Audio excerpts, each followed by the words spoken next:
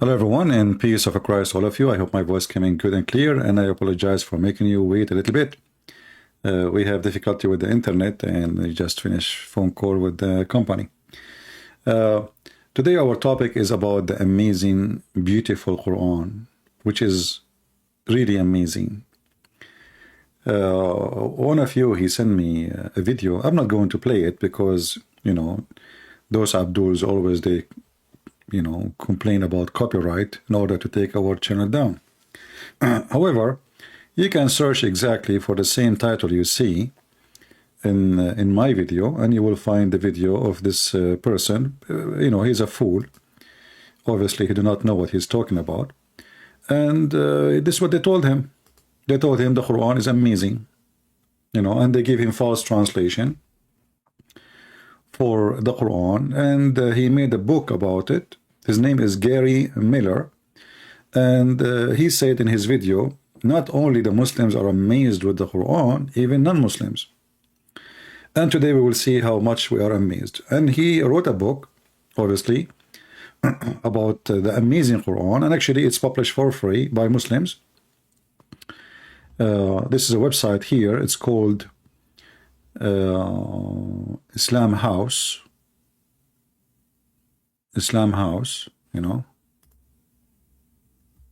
amazing Quran. I will post the link for you. Give me a second.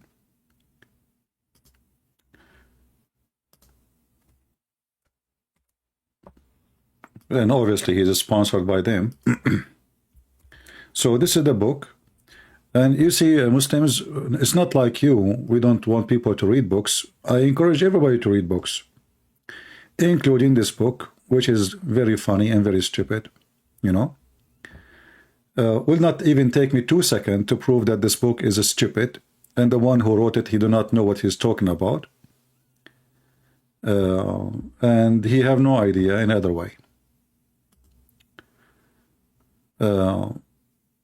If we open the book here in the website, let us do that.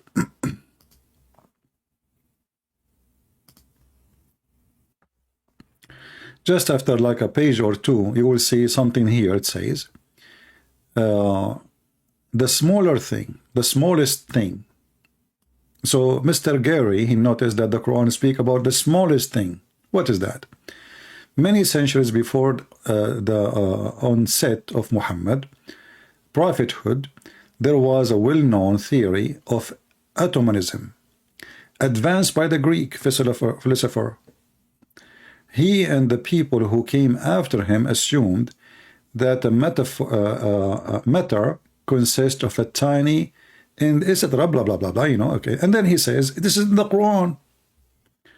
This exists in the Quran. Yet, interestingly enough, this information had already been documented in the Quran, Surah chapter 34, verse number 3. And he say here, He, Allah, is aware of an atom's weight in the heaven and the earth, and even anything smaller than that.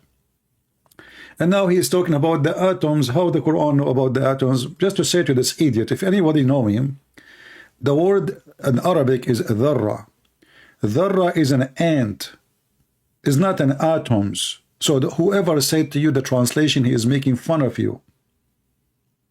I mean, when we say stupidity is amazing, dharra is an ant. So the Quran saying anything is an ant and smaller. So now the atom, the ant became an atoms. Today, in the language today, they use the word dharra to speak about nuclear, because supposedly in the language this is the smallest thing. But in the language, the Arabic language in the time of Muhammad, it was the ant, and specifically a specific kind of ants. If we go to the interpretation, chapter 34, verse number 3, you can open any interpretation. And this is the official Islamic government of Jordan. We will see it's an ant. So, I mean, you make a book about it. So the ant became a nuclear and atoms. Read with me. It's not only an ant. The word dharra is used for a small ant which is red. Because those red ants, they were very small, very tiny. So it says here, not even a small ant, or less or greater. So, you know, we made a book, the book saying Allah, He knows about every small thing, including even the red ant. And then suddenly this became an atoms and nuclear and proton and a neutron, and what the heck is that? So do you see how misleading work? When the Quran speak about something totally different, and now this guy, he discovered that this is the amazing Quran speaking about atoms. Because why? Because he's a donkey. He did read the Muslim translation, which is false, absolutely false. Do you think the Arab at the time of Muhammad, they knew the atoms, and they knew even the word atoms? Obviously, this is a different word, and the different even in Saudi Arabia right now, you know, if we go in the Hadith, what is the word read in the Quran? It is dharra. Here we go. This is the word dharra. Here we go. I highlighted. Dharari is used for their children, the small ones. You can use it even for kids, the small ones.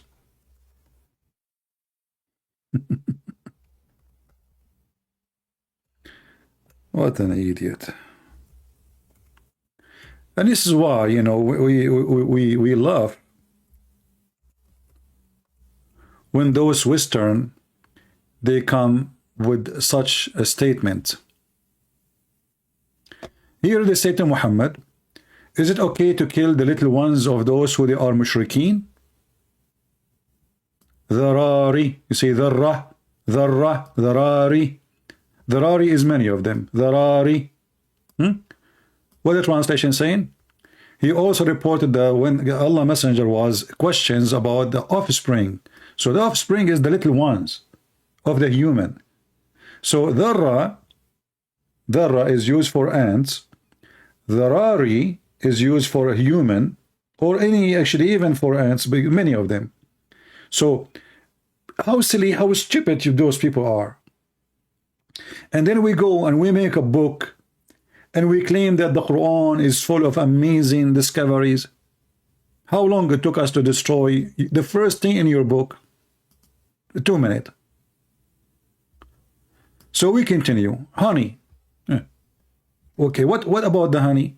Another example of what one might expect to find in old book that teach upon the subject of health and medicine. So it's outdated remedies for cures. Various historical sources state that the Prophet gave some advice about health and hygiene. Don't remind me of the hygiene. The Prophet, he used to take shower with dead dogs and women blood from period.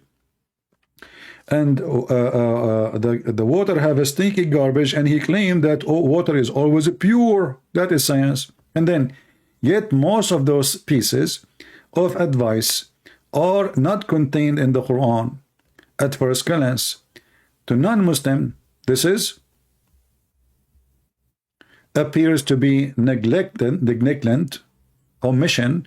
They cannot understand why Allah would not include such a helpful information in the Quran. Again, this idiot is stupid. It's in the Quran. So he thinks this is in the Hadith. He thinks the Quran never spoke about honey, but the Prophet, he spoke about honey. So here it says, the Prophet advice appear outdated when later discovers occurred. People might say that such information contradict that what the Prophet have given. Thus, since Allah would never allow any opportunity for non-Muslim to claim that the Quran contradicts itself or teaching, the Prophet only include in the Quran information and example which could stand the test of time. However, And one examination, the truth, realities of the Quran, of its existence and divine revelation is the entire blah, blah, blah, blah, blah, blah. Let's go. Where is the miracle now? And read the miracle. What is the story about the honey? I cannot wait. And he shows us nothing. Let us go to the Quran just to show you how those stupid people, they work. If you go in the Quran, according to the Quran, Allah, He ordered the bees to go and eat a fruit and shit honey.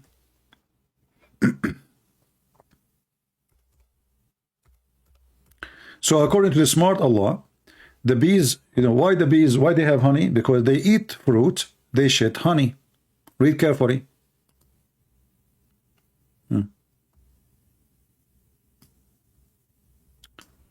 This is chapter 16, verse number 69. Let us zoom in so people can see. Then to eat of all produce of the earth. Okay? But in Arabic it says thamarat, not the produce. Thamarat. Thamarat is fruits. And then from their bellies, because speaking about all the bees, a drink of verifying color will come out. So what the bees eat, they eat the fruits. What they pee, or what their poo-poo is honey. And this is have a healing for mankind. But this exists even in the books of the Hindus, exists in the Old Testament, exists in the Bible, exists in, I mean, this is a discovery now. Everybody knows that honey is good, is healthy. What? He discovered, how Allah discovered that the honey have healing. But here, Allah, He discovered that the honey is the poo-poo of the bees and they eat fruits. If you change the translation here, this is Yusuf Ali, this is a different idiot. Hilali and Khan. What Hilali and Khan will say? Here we go, see how the translation changed? Eat of all the fruits, and then what? And then honey come out from your bellies. But we know that this is false. Honey does not come from the bellies. Who said so? You see, when the bees they go and they suck the nectars of the fruits or flowers, they bring nectar. They don't bring honey.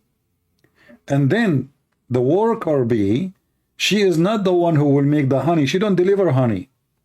So according to the Quran, this bee, she go out, she bring back honey.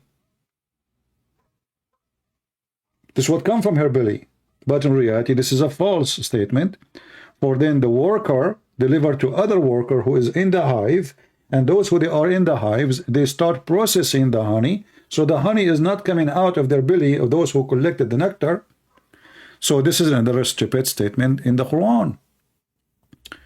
And then the story continue. Look like the stupid website. Each time we go exit, it's closed. You have to click again to open it. Prophet Muhammad and the Quran. Okay. One assume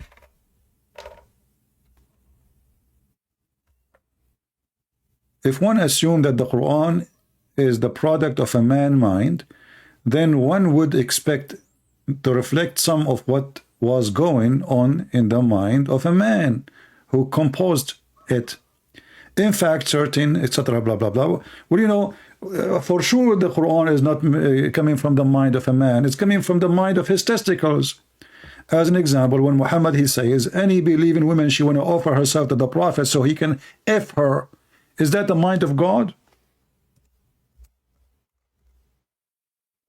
Is that really the mind of God? The God who created the 7 heavens and 7 galaxies and 7 midget and 7 Mickey Mouse, and he is now busy about how many women he can F? And then he says any believing woman, she like to F the Prophet, and this is only a privilege for the Prophet? Isn't it obvious that this is a guy? Even Aisha, she said, I see that your God, he rushed into your temptation, Muhammad, you're lost. And you are the one who claimed to be a prophet of Allah. So, and all of those women, obviously this man, this is the book, cannot be composed by a man. This is by God. God, he went to his office. He said to himself, what I will give to Muhammad today? I will tell Muhammad today, you can F your wives, but already he's Fing them. Don't you think you are too late? And then in the top of that, your slave captives, you F them, you rape them. In the top of that, who you own them by your hand, in the top of that, the daughter of your cousin from your mom's side, the daughter of your cousin from your dad's side, the daughter of your cousin from...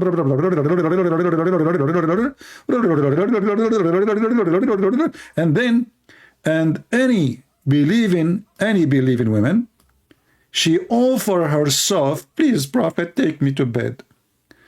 To the prophet, so the prophet, he can F her, not to marry her.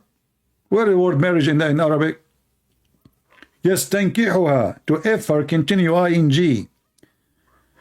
As a privilege to you only. You see, this is no way, this is a book made by a man, this is a book made by God.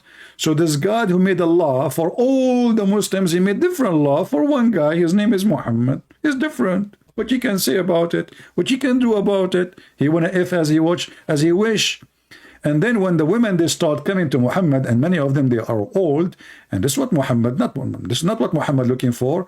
He made a verse after it says, you, Muhammad, can postpone the turn off whom you will of them.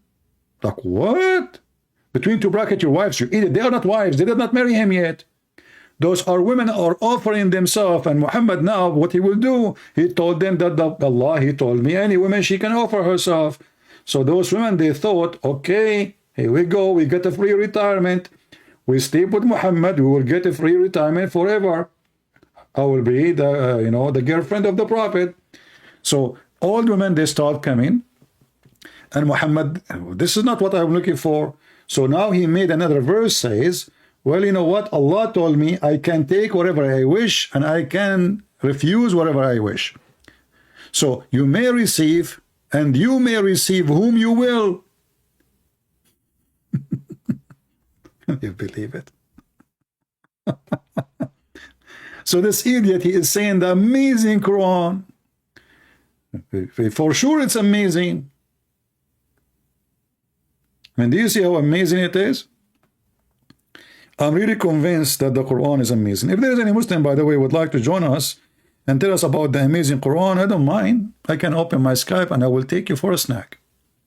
So the Prophet, there's no way he wrote the Quran. So we continue. What else? We go back.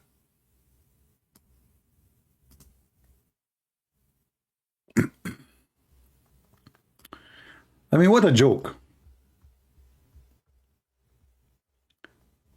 Scientific approach to the Quran. The scientific approach. Truly scientific approach to the Quran. Possible because the Quran utters something that is not offered by other religious scriptures. In a particular, other religion, in general, okay, what does that mean?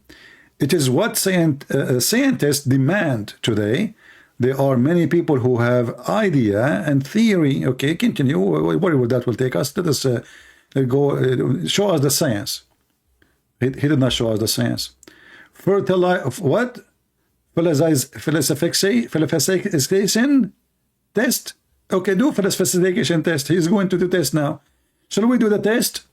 The sun set in murky water, and the hail is coming from the mountain in heaven, and thunder is an angel. Okay, here he says, chapter An-Nisa, chapter 4, verse 32. Don't they consider the Quran? Had it been from any other than Allah, they would surely have found therein much contradictions. Well, the whole Quran is contradiction. As an example,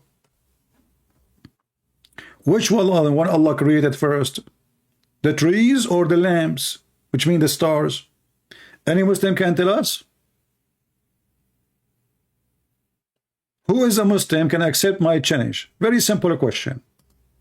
Let me open my Skype. Again, who is a Muslim, he can accept my challenge. Very simple challenge. which one Allah created first? You can check it out before you call me. The stars or the trees? Any Muslim?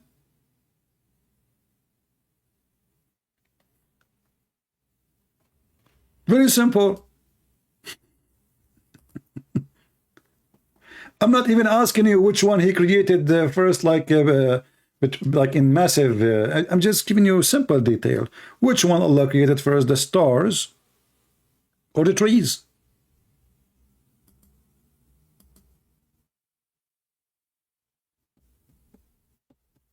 Anyone?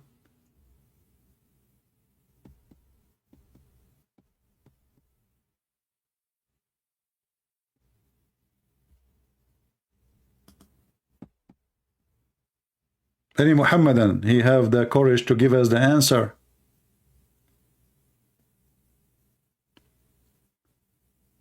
And there is tons of examples about contradiction. All the book is contradictions.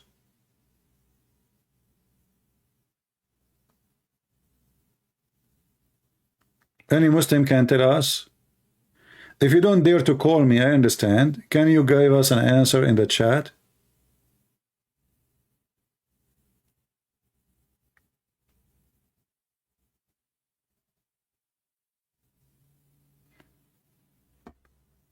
Lisa, I don't know if you are using the correct Skype. The Skype I used 2 weeks ago, this is different from the one. We are using the one which we used last time. Is that the same one you are posting? I hope so. This is the one we are using today. Let us post the link. All right. We will use this one for now, for the coming maybe few months. Do we have any Muslim? Have you ever heard of a God he do not know which one he created first?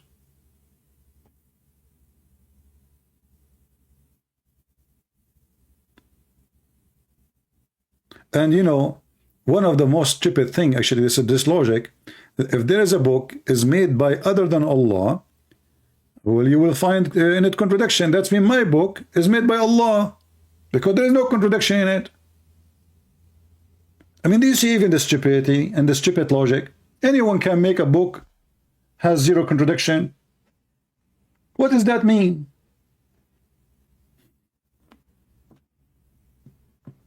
Go read my books, find me contradiction. I must be Allah then. Sometimes like you wonder if his stupidity is a gift or it's a curse. This is the proof now that the book, the Quran, is made by God. And this God, his name is Allah. Why? Because there's no contradiction. But even that test which he put for himself, he got himself busted. Who is a Muslim? He agree that the Quran does not have contradiction, would like to join us live on air. Brother, if you call me and you defend the Quran, Allah will bless you. A lot of versions. I cannot even count them for you.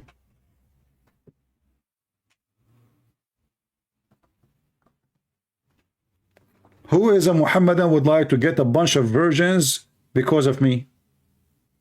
Can you imagine that Allah one day will say to you, you called the Christian prince and you got him busted, so I will give you women with big balloons. What do you think?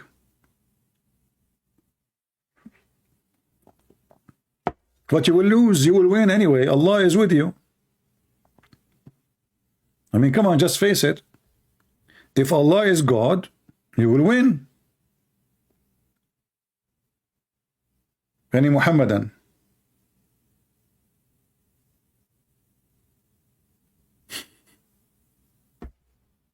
Anyone?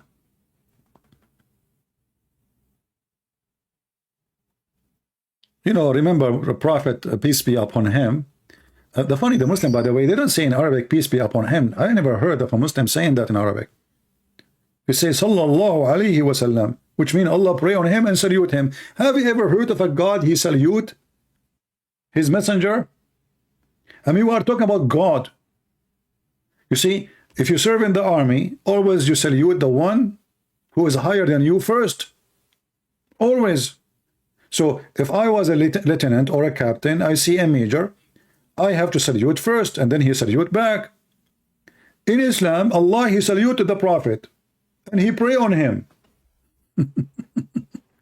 And then the Muslim in the translation, they give us false translation, they say, peace be upon him, brother.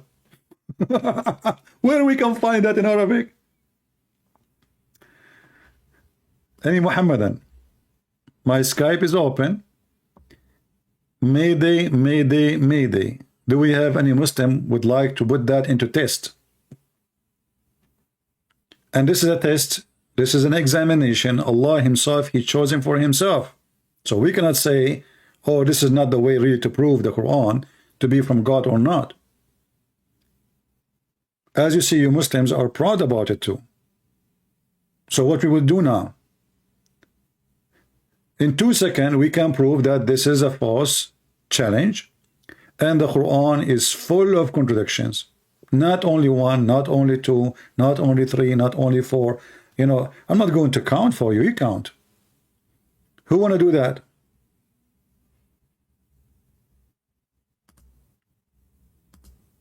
Who is a Muhammadan would like to do so?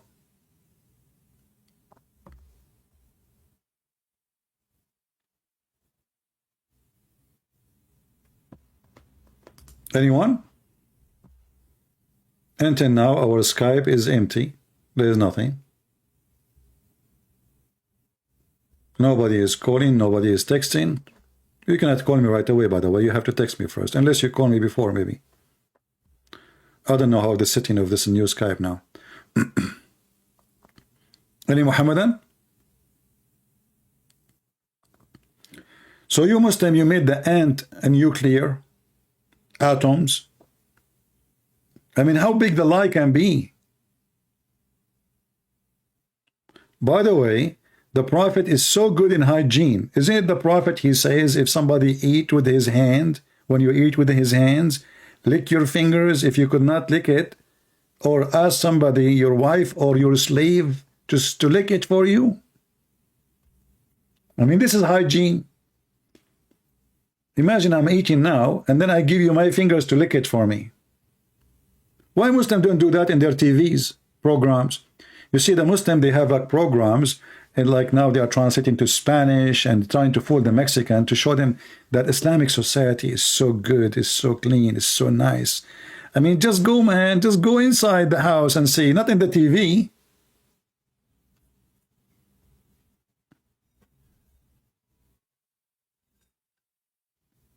Very clean. Do we have any Muhammadan? Mayday, Mayday, Mayday. Who is a Muhammadan when I took this examination, a challenge made by Allah, into test? Anyone? Don't give my fingers. Why? They will bite them.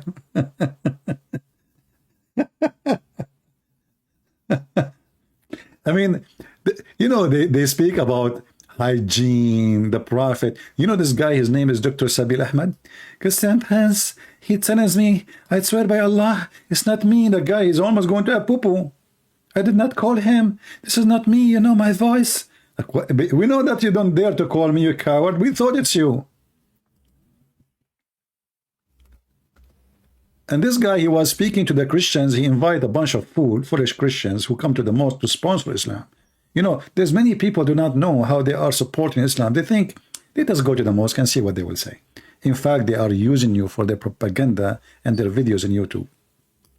This is the Prophet said here. Ibn Abbas reported that Allah Prophet saying, when one of you eats, he must not wipe his hands till he lick it, or give it to someone to lick it.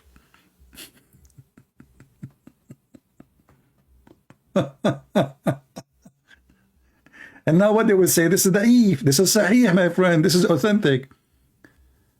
It's authentic, as you see. This is al-Bukhari. Huh? Muhammad, he claimed that when you lick your fingers, you are licking the blessing of Allah. Hmm?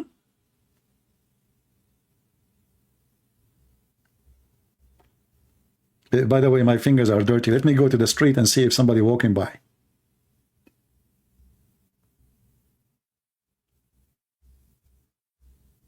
Imagine you go to a restaurant, fancy restaurant, all of them, they are following the Prophet teaching. No spoon, no fork. Use your hands. And now everybody licking the fingers of everybody. Brother, the blessing. Thank you for the blessing from your fingers. And not only that, the funny is Muhammad is stuck with number 3. You have to lick it 3 times. In different hadith, I see this one, it says da'if, but it's sahih actually. It says you have to lick it 3 times. As you see here, look at the funny Muslim, propaganda. In this hadith, which is exactly the same, it says da'if isnad. You go just little, it says sahih. The same one.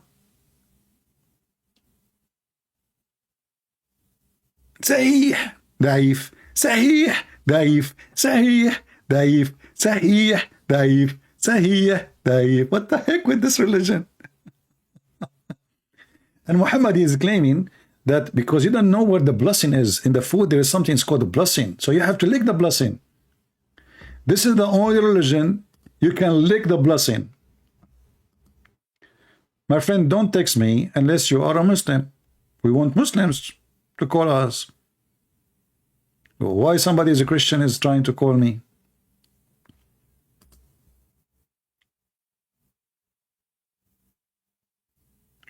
Any Abdul? And don't worry, if you call me, I'm not going to make you lick my fingers. No way. And the excuse is, for he does not know in what portion of the food the blessing lies. Like, what the heck? So in the food, there's lies like a blessing. But in the dish, like, you have to, we don't know where. So the blessing, like you eat, but you don't know where.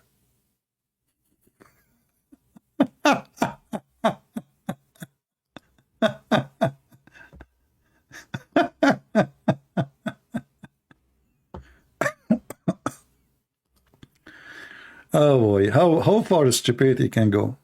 Why you don't put that in your book, the one who made a book about the amazing and the science of the Prophet of Allah?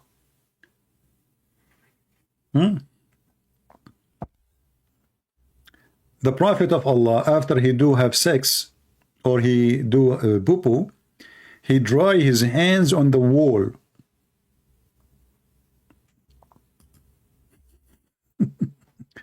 So I can imagine that the Prophet of Allah, he have a Picasso art in his bedroom.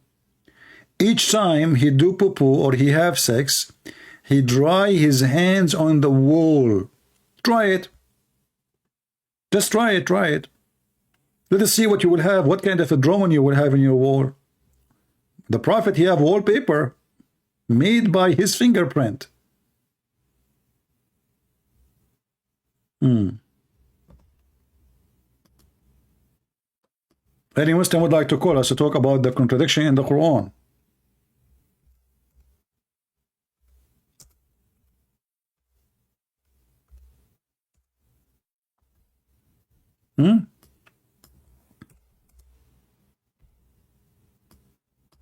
Let's see if we can find this hadith.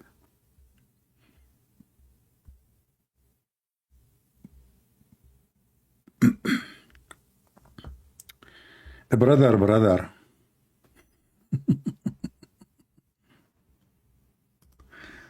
All right.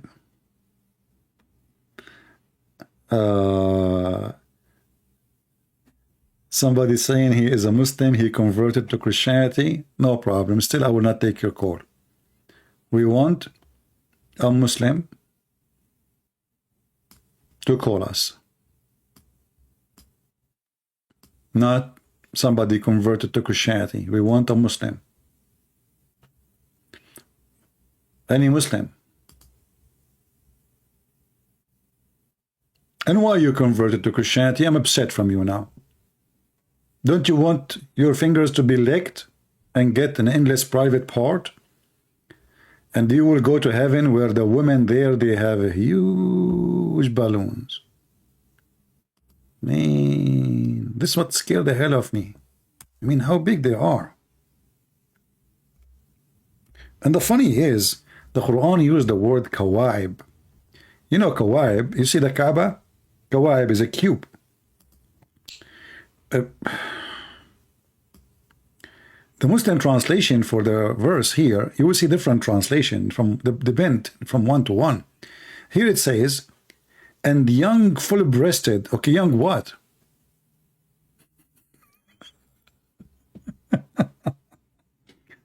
Guys, we were talking about garden, have a graveyard, okay, and then a young full-breasted.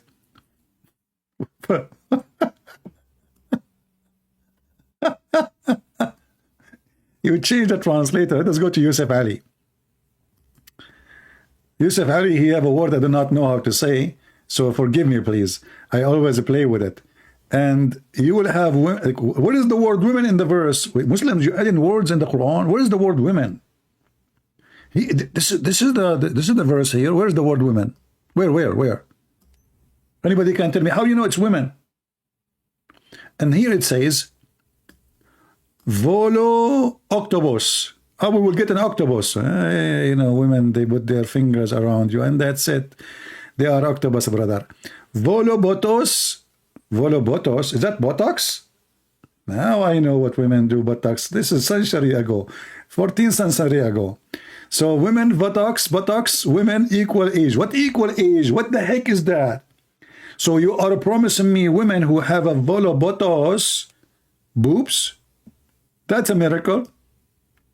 I mean, isn't it obvious that this God must be true God? Who is that?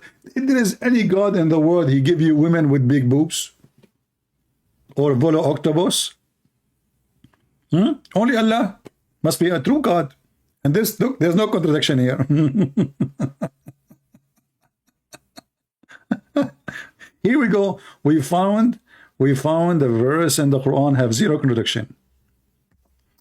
Salah saying, Salah is a Muslim, I think. He's saying, any decent Christian follower of Jesus here? Salah? Brother, why you are asking? Do you have a top secret? You want to share it only with the true follower of Jesus? Look how... You must be working for Putin, man. Salah? Why you don't call me brother? You are the guy who keep posting in the comment section, right? If there's any decent follower of Jesus Christ, you Quran even forgot to mention his name. Do you know that your prophet do not know even what the name of Jesus? Oh, privately, guys. Salah, he can answer you privately.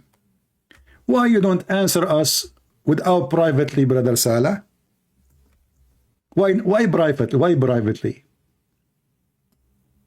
Okay, I want to talk to you in private. Can you call me, please? Salah? Me and you, we will have a private call. Nobody will know about it except YouTube, Facebook, Instagram. And the last one to know, as usual, is Allah. So why you don't call us as long as you have answers? I mean, look how brave they are. If you are, please contact me privately. I will be happy to answer your question, but not this quack. You are talking about who? Prophet Muhammad, calling him quack. Shame on you. Dude, as long as you can answer any question, very simple question. Why you kiss the black stone? Tell them, go ahead. Why you Muslims kiss the black stone? Give us an answer, we are waiting. Don't give me a quack answer. Quack. Why you kiss the black stone? Are you pagan? Is that scientifically accurate?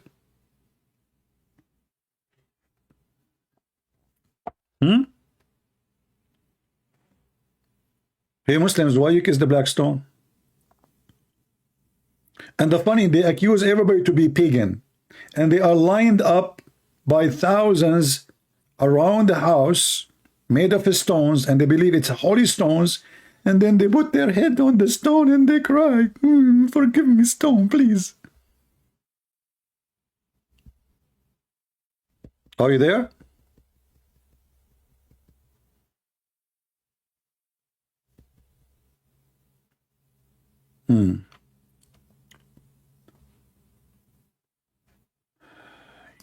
Why do you lick or mint the Palestine one? How many times I told you, you coward? You are a Pakistani, and yet you call yourself Palestine. Go change your name. Come back, Pakistan. What's wrong with you? Are you ashamed of? I mean, look at this religion. Those people, they have nothing to do with any of, even their God, Allah, forget to mention the word Palestine. You cannot find it in the Quran. Yet Abdul, he is from Pakistan, which is flooded, and people do not have a place to walk no more, and the country is bankrupt. He is worried about Palestine. But yet, if you go in the Quran, we will find that Allah, he gave Palestine to the Jews. And not only that, Allah, he told the Jews to kill the Palestinian. Where in the Quran, brother? Yes, brother. And when the Jews refused to kill the Palestinian, brother, Allah, he made them lose their direction for 40 years. See what happened when you don't kill the Palestinian, brother? Here we go. Is that your Quran? Chapter 5, verse number 21. I remember once I was doing a seminar in the Philippines, and Abdul, he was so excited. He put his hand up. He said, what do you think about the injustice done to the Palestinian by the Jews? I heard that you people here, you support the Jews. I said, we support the Jews. He said, they are Zionist. I said, okay, can you open for me chapter 5, verse number 21? The guy, he don't know how to find it. Actually, he started reading the verse number 20. I told him, Abdul, this is 20, 21. In Quran, the verses appear in different way. So 21, read 21, translation. O my people, enter the Holy Land, which Allah has assigned into you. And then the Abdul, he says, yeah, this is for the Palestinian. I said, Abdul, go back, one line. It says, remember Musa said to his people, your God, Allah himself is a Zionist. And this is the Holy Land, was a promise to the Jews, even in your stupid Quran. Now we go back to zero. Who is a Muslim is going to put the Quran into test.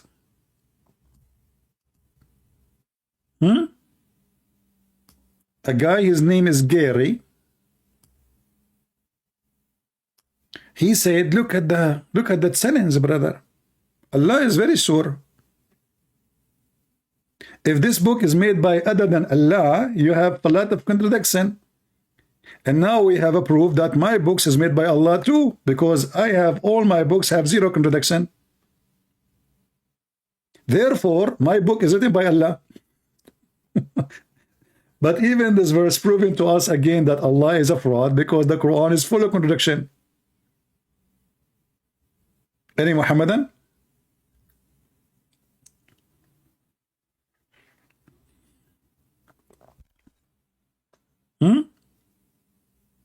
Any Muhammadan want to put the Quran into the challenge? See, the one who put the challenge is not me, so don't be upset. It's your God. And this guy, he says, a perfect example how Islam provide man with a chance to verify it authoritatively. Forget, I'm not going to say it. And prove it or wrong. So Islam offer you that. So all what we need is to check if this verse work properly with the Quran. If not, then the Quran is not a valid book, is not authentic. Any Muslim? Brother, if you look at the screen, if you look at my screen,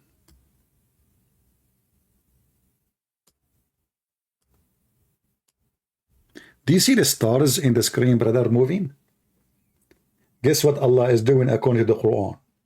Allah is using the stars to shoot the shaitan who is trying to steal information from Allah. Science.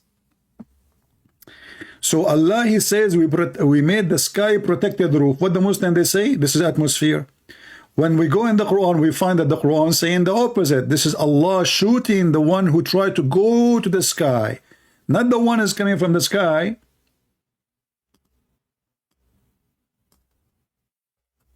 I mean, what kind of a lie they can try to cover? Chapter 15, verse number 18, brother. Now we understand what is happening in the sky. So the reason we see those things in the sky coming from the sky with a flame, because Allah is using the American defense system. He showed the evil shaitan who tried to steal information. Teredem, teredem. Teredem, teredem. Teredem, teredem. Christian Prince, I told you, don't call me. Do you know what the time right now in Pakistan? Zakir Naik, first I'm not calling you. I'm calling Mimi Hijab in London. Why you answer? Christian Prince, we are the Muslim, we exchange number. And we exchange wives. So I took his number, he took my number. And now I'm using his number. So I can call London for free. Okay, as long as I thought I'm calling Mimi Hijab, it turned to be you. And now you're up anyway. So what do you think about Allah is guarding the sky from the evil shaitan who tried to steal information? What information shaitan is trying to steal? Christian Prince, Allah, He protect the sky from the Satan because Satan, he go up to the heaven and he tried to spy at Allah. Okay, but spy what? Like Allah is talking to who? I mean, can't Allah, like, it's like is the sound of Allah like go through? I mean, why his voice is not protected from being heard by anyone? Why we don't hear it? Why Shaitan can hear it? Christian Prince, first of all, Satan, he had to go to the seventh heaven. And then when he tried to go there, he tried to steal information. And then Allah taught him. Okay. Do Shaitan, or he is able or succeed to steal some information? Christian Prince, Satan, he steals the information. But then Allah, he taught him. And most likely, he will die before he arrives back.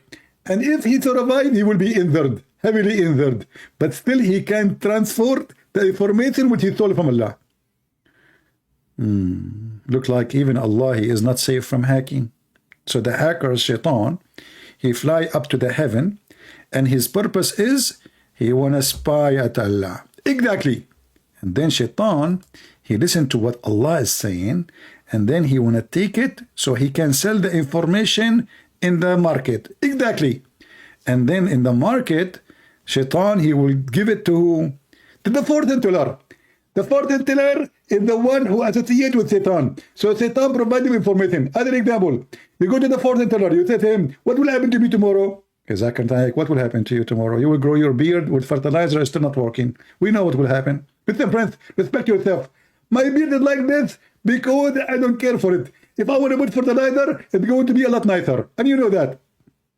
Okay, Zuzu. So now what we will do you really believe that Shaitan, he can steal information from God? What kind of God this God is? I mean, shouldn't he change his security? Zuzu? Are you there? Zuzu?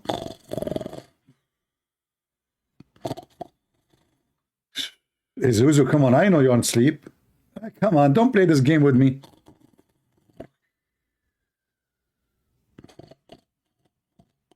Zakir Naik, there's no way you can snore like this. All of you is in this, and like if we turn the fan on, you will fly. This is a snoring of somebody in the size of an elephant. Come on, Zakir. Christian Prince. First of all, I was not snoring, and this is not me, this is my wife. Okay, I was saying who is snoring next to you. No, there's no way it's you. Exactly. And for me, I'm not going to answer you, and you know it. But why you don't answer me? What kind of God he need, and how he can shoot Shaitan, who is small, according to your prophet, Shaitan, he sleep in your nose. So how in the world Allah he shoot someone who can so small, he go inside your nose and he sleep there by a star? Huh? We shoot the shaitan by a star? How big the star and how big shaitan? Zakir?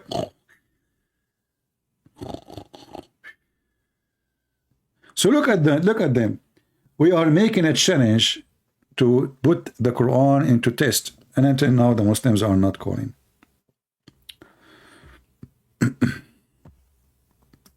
My friend, the one who is to keep texting me, he is a Christian, he converted from Islam to Christianity. I'm not going to take your call. I told you I want a Muslim to talk to me. What I will do with you? You are a person who left Islam already.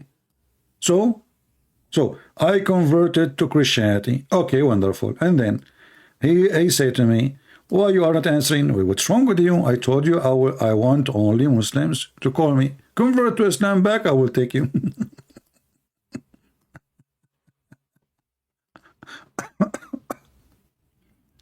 Any Abdul?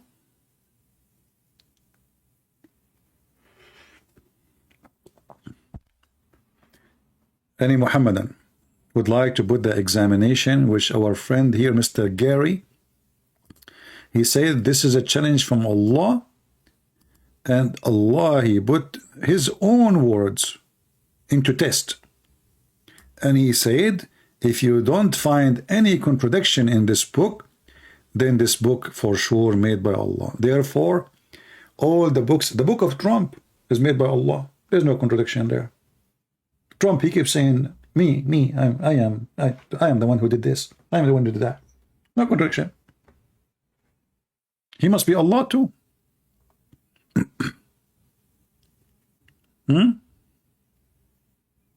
My books too, made by Allah. There's no contradiction. What say you, Muslims? Either that guy Gary Miller, whatever his name, is an idiot, or what he is saying is true. Already we showed you that the Quran is really a stupid book. I mean, if we go right now to the Quran, we just one verse as an example. Yeah, we just showed this one. I mean, isn't this stupid? Shaitan, he want to steal information, so we shoot him. So this is how Muhammad explained the falling stars or the meteor. This is Allah shooting Shaitan in his ass. And then he says, in the earth we make it flat. Verse number 19. And then we place mountains in the top of it. Is that what science says? That the earth was flat and then somebody brings some mountains and he put it in the top of the earth? Huh?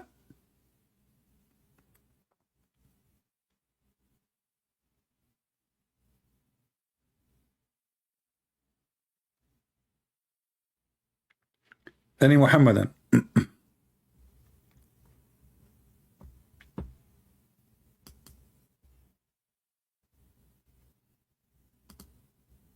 Any Muhammadan?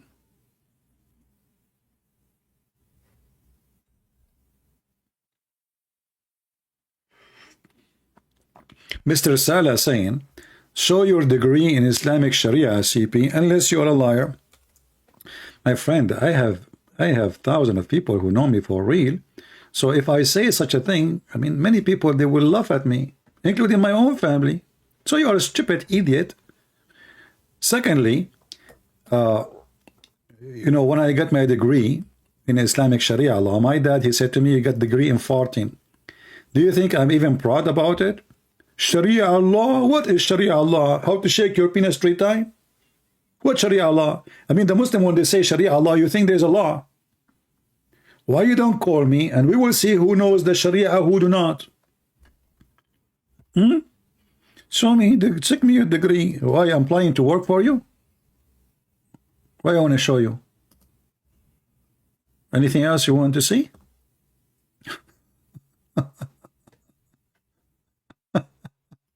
Show me your degree. I am like your prophet who do not know how to write, how to read. So how come you want me to provide you my degrees, yet you don't ask your prophet, what is your qualification, man? You do not even know how to read your name. Sure, I am not a liar. I don't care if you think I'm a liar or not. You have to prove it. Is that correct, guys? You have to prove that I am a liar. And I'm giving you tons of opportunity. Here we go. I'm speaking against your prophet. Everything I say, you can come now to the microphone and show people that this guy is a liar. You do not need the degree. If I'm applying for a job, I will show you my degree, but my degree will not help in any job, actually. Unless, like, you know, some jobs like with the American Army, etc., maybe. So, CP, show us degree in Islamic Sharia, please. Can you show us? No, I cannot show you. Why you want to see it? You are so cute. Yeah, what Sharia? Islamic Sharia. You know, when you open right now any Islamic channel and speak about Sharia, what is the phone calls? Assalamu alaikum. Alaikum salam, brother. Brother, my wife, when we were having sexual intercourse, a drop of her milk came in my mouth. She became forbidden for me, brother. This is Sharia. So now there's millions of people listening to the Abdul who was sucking the nipples of his wife when he was having sex with her, and now he is worried.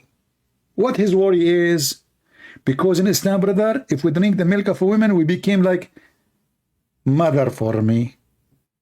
She's my mother now.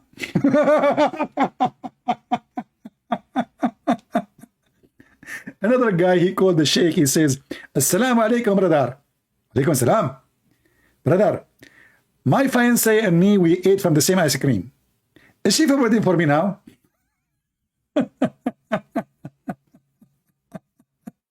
Sharia Allah. Oh boy. You know what? As long you are a person who can examine Sharia Allah, what is the point of a growing woman? She can give her boobs to a stranger. What that will do exactly? Can you tell us? Huh? What do you think? And even Aisha, she ordered her sisters and her nieces, not anyone to enter upon her unless she nursed them first. Imagine if Joe Biden, he practiced this now, his wife. Anyone want to enter upon Joe Biden, you have to nurse the sisters of Joe Biden and her nieces and her granddaughters. Especially men. Do you see it? Here we go. We are learning from your Sharia law. What is the Sharia law? Are you Muslims or Hindus or something? Do you think that milk will make you like the cow, your mother? And according to the fatwa, in this case, that milk will not forbid the man from having sex with her anyway. I can show you right now the fatwa. Only the milk of a child, like if you nurse a child, and you have to nurse for long, not like once, that is according to a Sharia law, that a child cannot have the woman or even her children to be married to. But here we have an adult.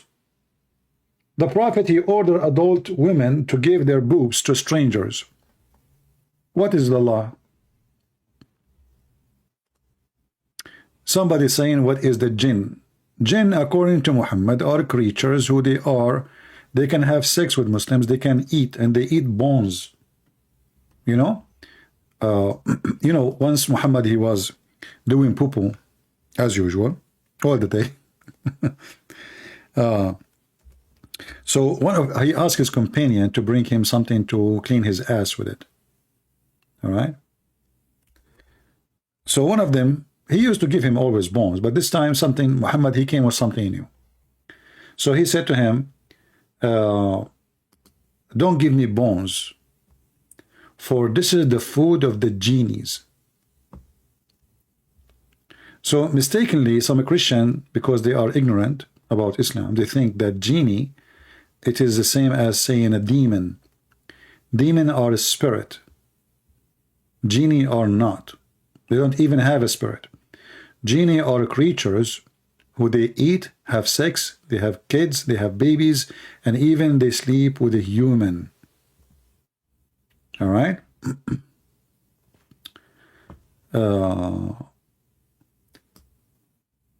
So according to Muhammad, after you eat and you throw the bones, Allah, he put invisible meat on the bones and the genie eat it.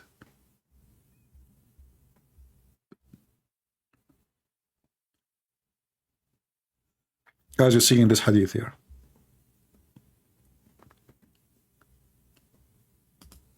So you eat the bones, you eat the meat and the bones, and then you have bones only, right? You throw it away. Every bone on which the name of Allah is recited is your provision. Provision of what? Of the jinn.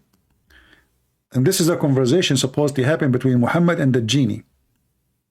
Here it says, you can read, let me pause the hadith for you. I will post the link. You can read it. It's funny, it's stupid, showing us the science of Muhammad again.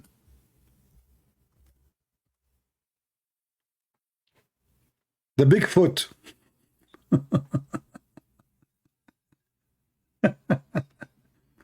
So the genie, they are asking Muhammad, they have any conversation.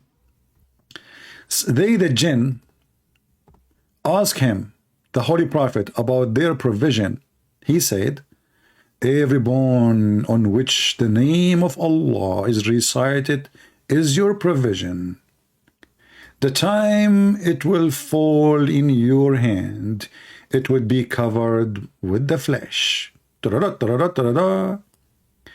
the dung of the camel is fodder of your animals. So the genie, they grow goats, they have animals too, they have pets.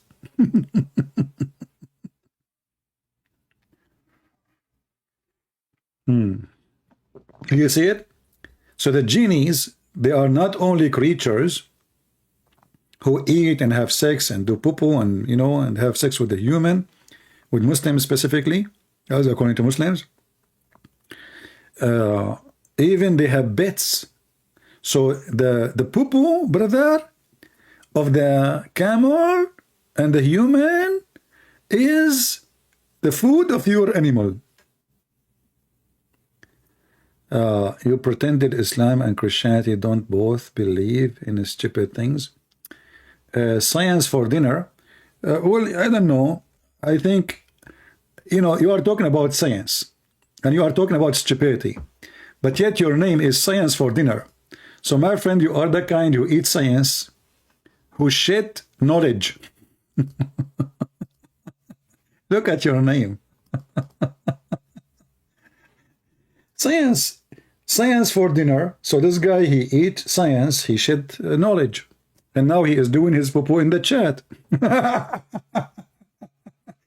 Okay, why you don't give me something the Christian they believe in is stupid?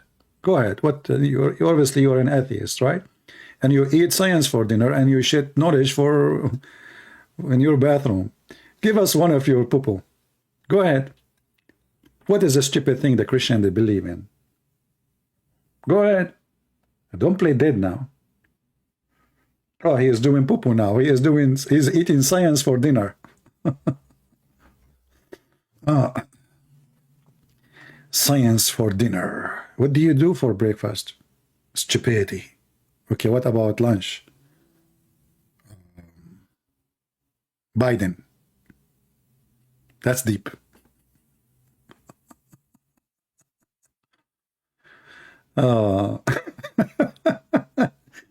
I mean, where those people come to me, I don't know. Sometimes you cannot control the sewage. Do we have any Muhammadan want to say anything? We go back to the challenge. I mean, look at this. Until now, not a single Muslim he dare to take the challenge into test. Either this is true, or the Quran is a book of stupidity. there are many who claim even Muhammad never seen, never exist. CP, what is your take on this? My friend, Muhammad is exist or not exist, none of my business. I am here to laugh. I prefer that he exists. Who care? I mean, those things, my friend, if he exists or not. There's a more than a billion human being. They believe in his existence. So why wanna, what that mean, you know, not exist? Don't hurt their feeling. I am against hurting the feeling of anyone. So no, he exists, but he's in the grave, he's dead. So now the question is, how such an exist man, his name is Muhammad, claim that he's sent by God, he says such a stupid thing. So I say he's exist, and the proof is stupidity. I mean, you cannot accuse somebody of stupidity, yet he doesn't exist. That's weird. As an example, when the prophet, he says that women, they have a sperm, and there's sperm coming from their ribs. How the prophet knew that? Amazing. You know, all my life I was suspicious about women. They act weird, especially when it's come to their chest area. You know, like they cover it, they hide it, and they have a bra, and you know, like, and this bra is armed with the, like, some kind of material and bra. Something's fishy there. So I said to myself, what is behind the bra? What are they hiding? And then when I did read the Quran, brother, and then I found that the backbone is where the human being, a man, a male, sperm coming from, and the women, ribs is where there is sperm coming from. I know now what are they hiding. Those bra, brother, they are full of sperm. And when it is time, they flood you with it. Boing, boing, boing. This is why you see those, like, women when they jump, you know, like boing, boing, boing. Why? Because they have a breast testicle there. You, because you are ignorant. What is the guy science for dinner? You, because you are ignorant, you think those are breast. My friend, update your information. Those are not information. Information. Okay, let's speak French now. Le français, okay? So, you know, they are breast testicle. It's very easy to speak French, by the way. You say like, le breast testicle. Okay, so it's according to Prophet Muhammad. Let us go to Ibn Kathir. I mean, this is the book of God. What you can say about that, you know? Yeah, all right. So chapter 86, verse number 7. Let us go to Ibn Kathir. Because Muslim, they might say he's lying. It's not true. The Quran never say that. You're a liar. You're a liar. Here we go. This is the Quran. And this is Ibn Kathir, brother. And this is your website. Let us see what Ibn Kathir will say. That's deep. Are you ready? Are you sincerely ready? Meaning the backbone of the man and the ribs of the woman, which is referring to her chest. So it's a sexual fluid, meaning he created from a water gushing forth, meaning a sexual fluid that comes out, burst forth from the man and the woman. We are created from what? From a sexual fluid burst out from the man and the woman. Put that in your mind. Take a note, take note. Thus the child produced from both of them by permission of Allah. Due to this, Allah says, proceeding from between the backbone and the ribs, meaning the backbone of the man and the ribs of the women, which is referring to her chest. Suhaib ibn Bashar, he said, the backbone of the man and the ribs of the women, it is the fluid, yellow and fine in texture, and the child will not be born except from both of them, i.e. sexual fluid knowledge. Who can beat that? So somebody can call Mr. Gary and he can add this to his book? Absolutely, ancient Mr. Ancient Indian. This is absolutely. Actually, I heard that even Indian, they stole a lot of science from Prophet Muhammad. I can prove it. Look, let me show you how the Hindus, they stole a lot of things from Prophet Muhammad. Look in here. What is the biggest chapter in the Quran? The cow. Now you, as a Hindu, you try to say, oh, there's no connection. So either the Hindu stole from Prophet Muhammad, or Prophet Muhammad stole from the Hindus. And I have to say, no way Prophet stole from the Hindus. He was first. You see, yes, the Prophet Muhammad, he was 1400 years, I mean, his existence. But according to Prophet, he says, I was a prophet, and even when Adam wasn't created yet. That's deep.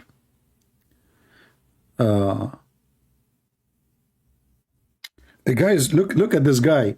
He is teaching us about language. Sila Akar is saying, ask yourself. This is serious, brother. Sala, thank you very much for mentioning this. I mean, you shamed me now, brother. Ask yourself, if Jesus would be pleased by your language or listening to this quack. Okay, you see, let us change the language. I'm going to use the language of the prophet. A man, he came to the prophet and he said to him, I did F a women. I slept with the women, sorry. He did not say the F word. I slept with the women. I have intercourse with women. The prophet, he said, maybe you did touch her? The prophet said, no. He said, maybe you blink your eye with her? The prophet, the guy, he said, no. The prophet says, maybe you effed her? And this is the F word in Arabic as it is in the front of you. Aniktuha. So you potato, you want to teach us how to speak and what language we should use? Do you see how hypocrite you are? There's a million word to use instead of saying, did you F her? What your prophet he choose? Did you F her? Try to take this word and post it in any Islamic form. Let us see their reaction. This is your prophet language. Shame on you, I'm quoting your prophet. And look at the false translation of the Muslim. They say, properly you have intercourse with her. Where in the Arabic it says intercourse with her? It says, did you F her? Do you see the false translation? Aniktuha is a street language for the F word. It's in the front of your eyes. Are you there? And as long as you are talking about good knowledge, good language, what about your prophet? He promised you a penis will never go limp or go asleep. What do you think? This is Mansour. He changed his name for Mansour for dinner. You know.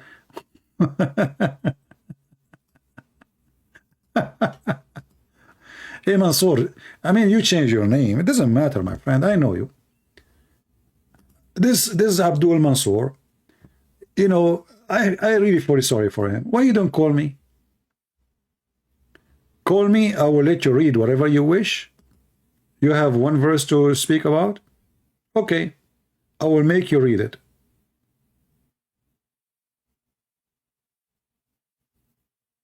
What do you think?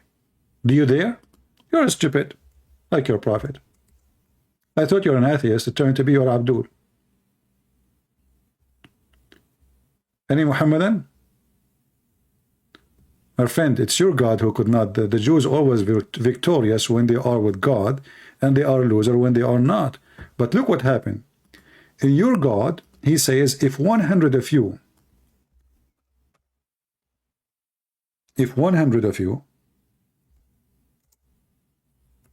with patient,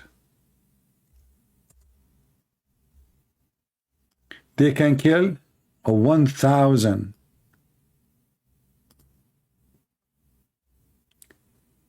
The Muslim, they went to war and they've been spanked as never before.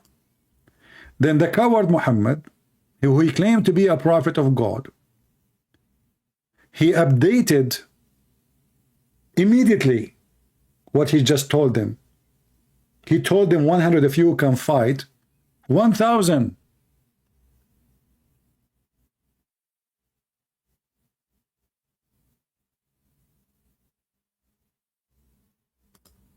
Read. The 1,000 became totally different number.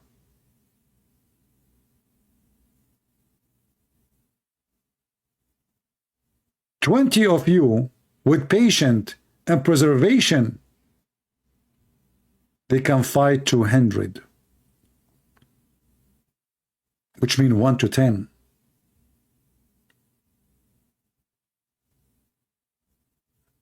Then what happened? They went to war. They got a big finger from the enemy. So Allah, He says, now in the present, Allah, He enlightened your task. Now He knows. Now, there is a weak spot on you.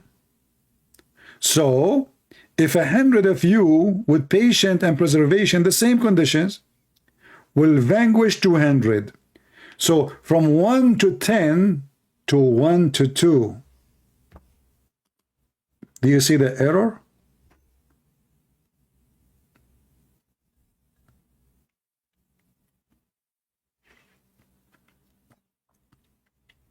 If you only know the truth, well, Allah, I know the truth, my friend, and I don't want to get virgins in heaven. I mean, obviously, Allah is the God of the truth, and that's why He promised us a penis will never go limp. I mean, you tell me, help me. Who is save God? He will promise such a promise. What do you think?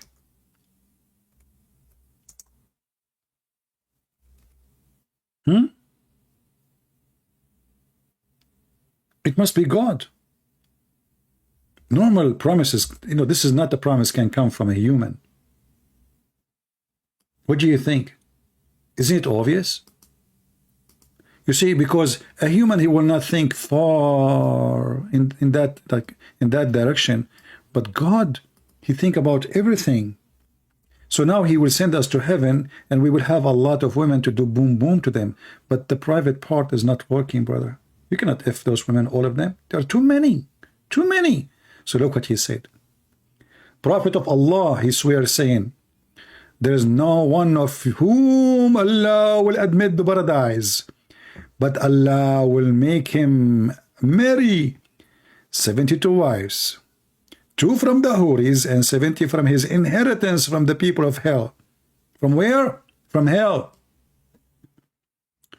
All of whom will have a desirable front bases. What does that mean, brother? Let me describe for you.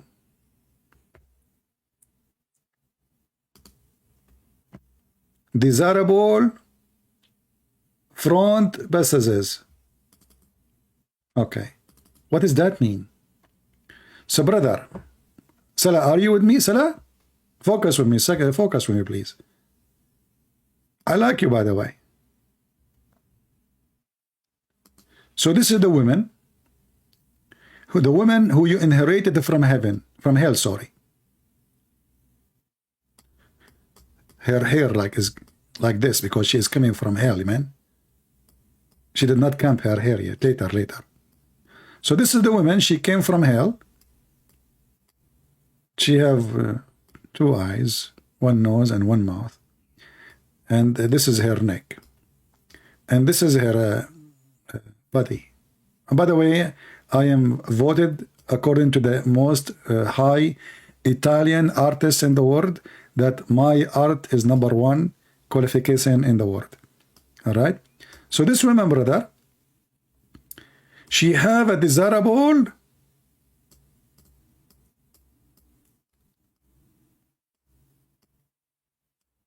Alhamdulillah, so beautiful. She have what? She have desirable front bases.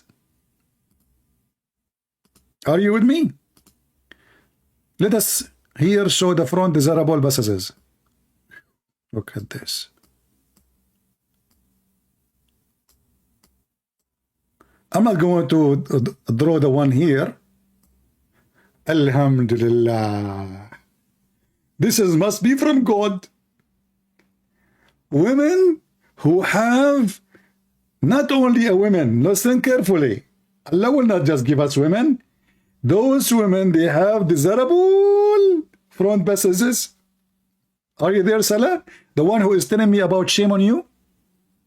And then your prophet, he says, and a man, he will have a male member which will never go zip, zip. You are the one to speak about language? A man, Abdul, are you with me? Focus now, don't hide. The one who speak about language. Your penis, brother, will have a penis, will never become flaccid. Thank you for the translator explanation. i.e. soft and limp. That's deep.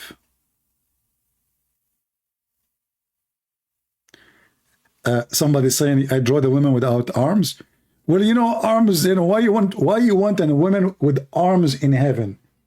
I mean, don't you know what they can do with their arms and their fingers and their nails? Why you want the arms? This way they can fight you nothing. They can do nothing. You know, just no arms. We don't want them in heaven with arms. Come on, just think about it. Just be smart. I mean, this guy is saying there's no arms for those women. Don't you know that this is done on purpose? Honestly, you want the women in heaven to have arms? What? You are smarter than this. We don't want arms. No nails, no fingers, no arms. That's it. Bingo. This way we can be safe and secure. Huh? Look. A guy, he is saying this is Da'if Hadith, idiot. So you Muslim, you lie, but Da'if is accepted.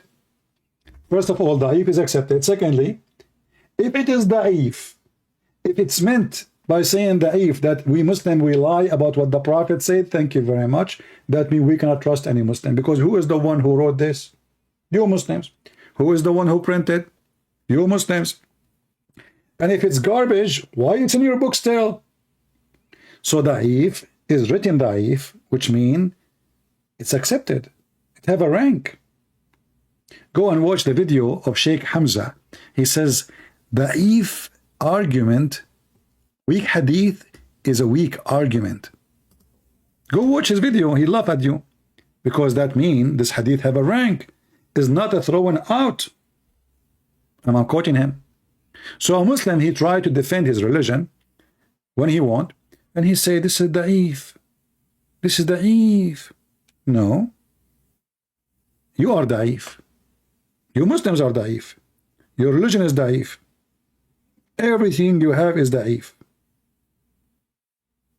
Your prophet is Da'if, ta-ta-tum. Your God is Da'if, ta-ta-tum. Your Quran is Da'if, ta-ta-tum. And your Hadith is Da'if. And you are coming here proud about it, says Da'if? Is that my problem? That's your problem. Da'if.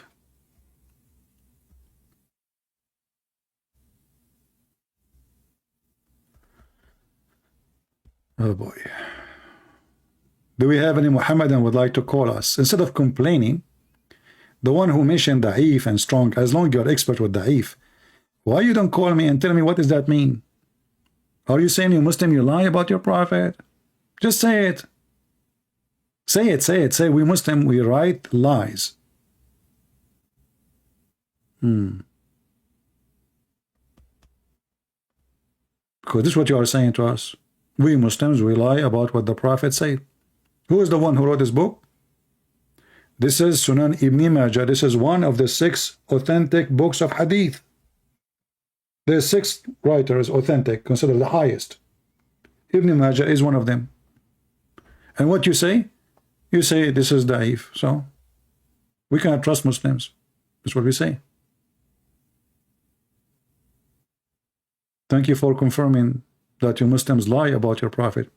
So what we learn from the Muslim who says this is Da'if, we take that Muslims, they say to us, you cannot take seriously what we Muslims say. Here we go. Guys, look at this. He can recite the Quran. Look at this accomplishment.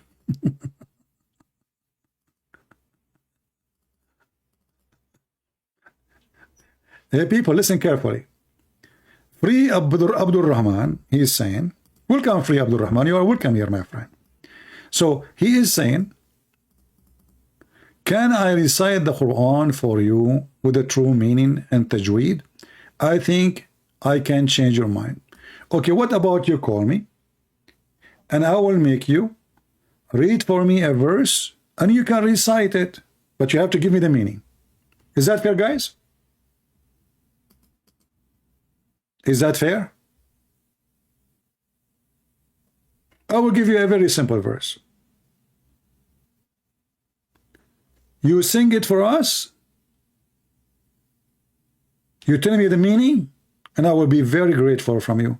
And you will, I will change my mind. Thank you. What do you think? Can you do it?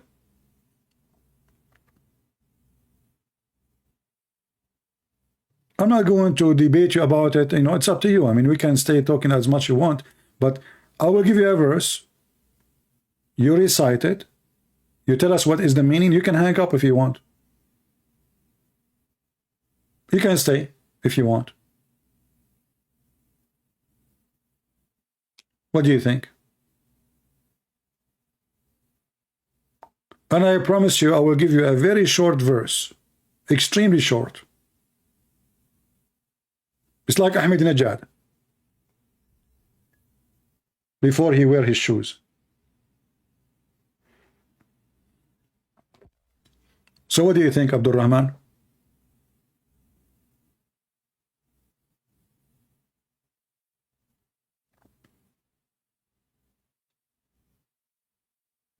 And I have another, you know, like, I don't know why he's hesitating. What is the problem, guys? Why do you think he's hesitating? He asked for it. You choose the verse? Okay, no problem. Guys, he will call me. He will choose the verse. Go ahead. Go ahead. He will choose the verse. Remember carefully. He will choose the verse. Okay. I will go by your choice. The chapter you mentioned to me is going to be the chapter you choose. Go ahead. Go on.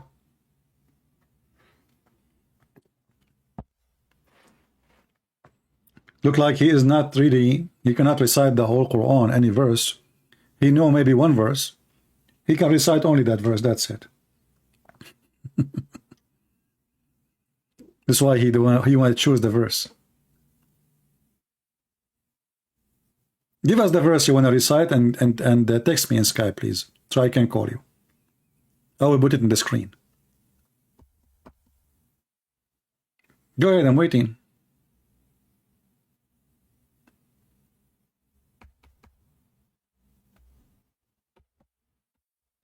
I mean, I cannot make it more easier than this. I mean, you said your verse. I said my verse. Okay, no problem. No, it's not fair unless the verse is chosen by a Muslim. Okay, no problem. You said, my friend, are you going to spend the day talking about which verse? I said any verse you want. Stop your drama, man.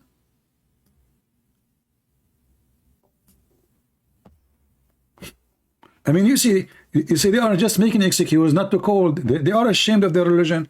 If this guy is so proud, I am doing as you wish. You said a verse of your choice, no problem. Christian Prince, no, it's not fair unless the verse is chosen by a Muslim, and you cannot interrupt or say rude things. You never had anyone recite it for you. Okay, no problem. I will give you 1 minute to recite the verse. It's a verse. Shouldn't take even 30 seconds. Recite the verse. I will not interrupt. Go ahead. And you recite it, by the way. Don't play for me videotape or audio, you know, your voice. Go ahead. No problem. Still, you don't dare to call. You're just making excuse. You are like the guy who claimed he can dive in the ocean, and he said to him, he said, I can do it, I can show you in the swimming pool. And then, okay, well, no problem, swimming pool is swimming pool, no ocean. Here we go, this is a swimming pool. He says, no, I want to do it in jacuzzi. I said, okay, no problem, this is jacuzzi. He said, no, I want to do it in the bathtub. I said, no problem, this is bathtub. So it doesn't matter what we give you, we say yes, yes, yes, still you will not do it.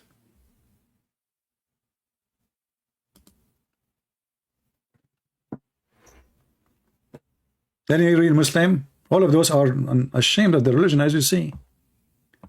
Not a single Muslim. Look at them. We said, who is the one who can show us that the Quran is saying the truth, that if this is a book made by other than Allah, is going to have a lot of contradiction. What the Muslim they do? They don't dare to take the challenge. They don't dare to show us that yes, Quran teach, and we can prove it.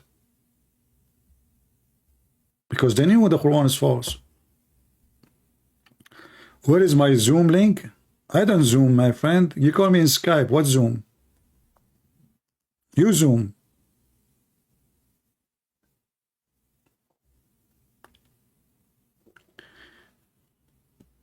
Do we have any Muhammadan would like to call us?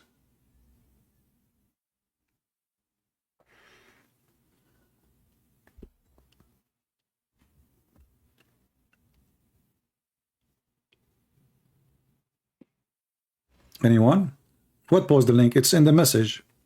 You see in the message in blue? It's in the top. Copy my the link. And the admin keep posting it non-stop.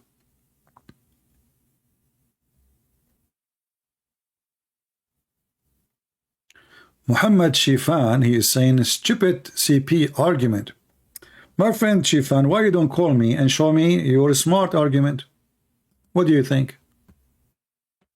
I mean, you know, all what we see from Muhammadan, you are stupid, you are donkey, you do not know what you are talking about, you have no idea, but they will not call us and show us, give us the idea, prove us wrong. They just complain. And the reason they don't dare to call, because simply they knew that they don't themselves have an idea how to answer.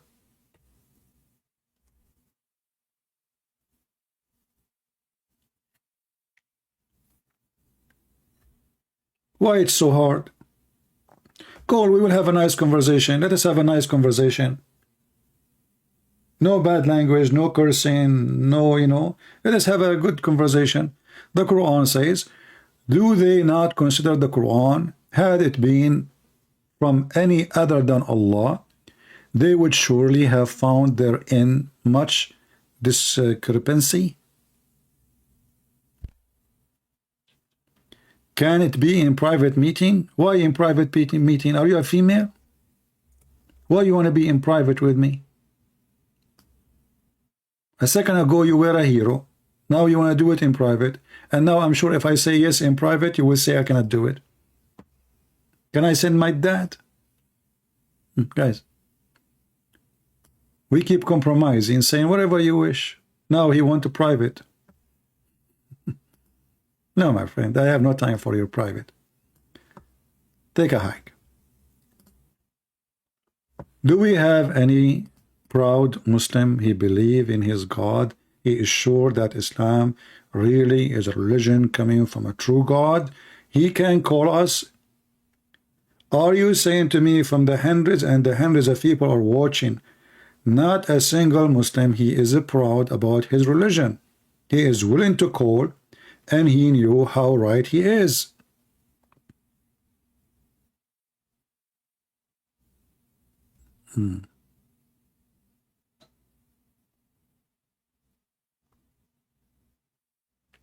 Anyone?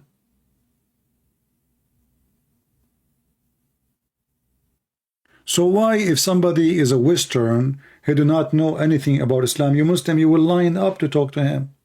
Here you are, chicken. Just face it.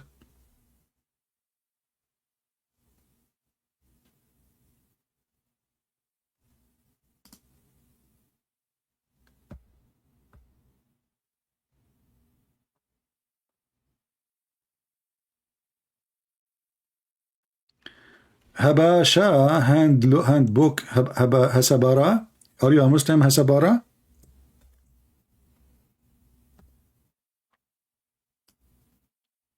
Hasabara, are you a Muslim, my friend?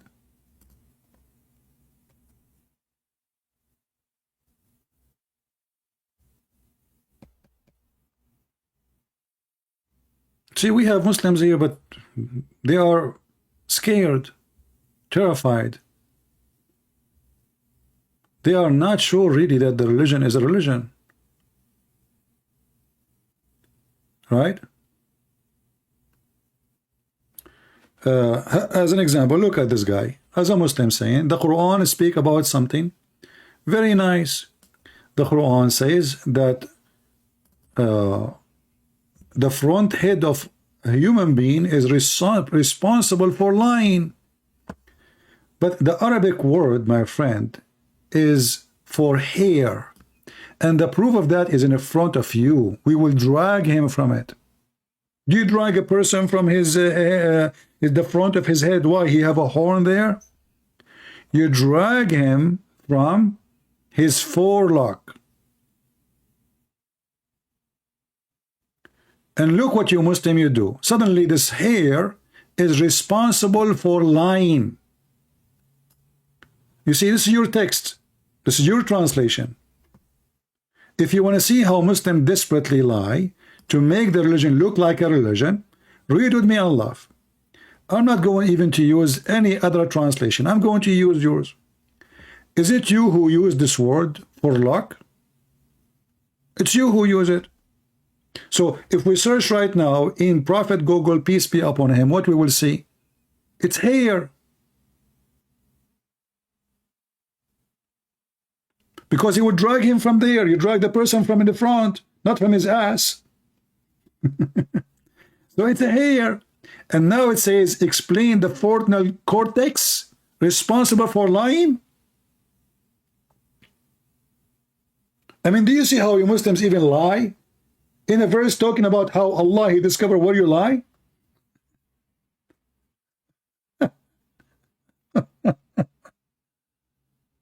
Oh boy. What about we read the interpretation for it and then we would die laughing?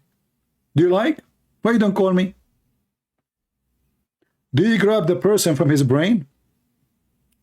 Do you grab a person from his brain or you grab him from his hair? So forelock, this is your translation, is his hair. Secondly, since when the forelock is where the sin is? Isn't it, this is the contradiction for the Quran? Let us go to the Quran. You see, we are talking about contradiction. Here we go. Is it your God Allah, He says, ختم الله على قلوبهم? And this is the verse saying, if there is a contradiction, that means this book is not from Allah. Let's go. Here we go. This is the Quran.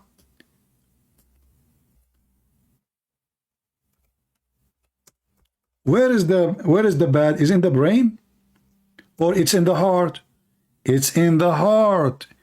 It is in the hearing. It is in the seeing, not in the head, not in the brain.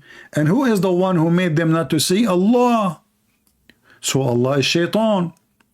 Allah has set a seal on their heart, on their hearing, on their eyes is a veil. So who is the one who prevented you from knowing God? Allah, not shaitan. Are we following, guys?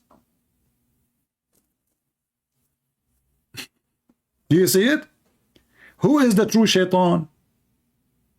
Who is the one who sealed the heart of people from listening, from knowing the truth, from knowing God? Allah. The Quran in front of you. The verse before it says, well, do you think you can convert them? They will not believe. Why? Allah saying to Muhammad, they will not believe. And by the way, later they became believers. I mean, do you see how false the prophecy he prophesied that those people, they will not believe. You warn them, you don't warn them, they will not believe. Later, all of them, they became believers. By the sword. And then Allah, He explained why they cannot believe and why they will not believe. They will not believe. Why? Because Allah, He set a seal on their heart.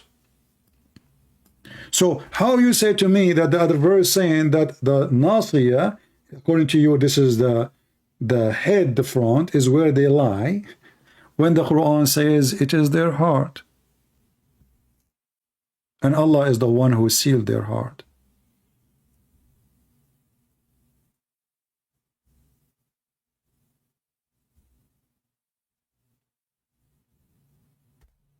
Any Muslim? Who is Shaitan? Who is the one who don't want us to not to believe?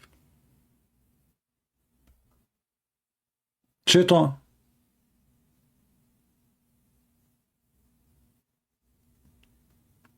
Habarasha, as long as I'm making things up, I think that will be good for you because you can call me and you can get me busted in front of everybody. Is that fair, guys? If I am making things up, this is your golden opportunity to call and say, hey, let us open and read together. And then people will not listen to me no more. But because you know I'm not making things up, you know that you are lying, not me. Otherwise, why you don't make a challenge to the one who is making things up to prove what he say? Call me. What do you think? I am sure anyone who have strength of knowledge, sure about his religion, he will be happy to take such a challenge. But because you don't dare, you know that you are the one is lying.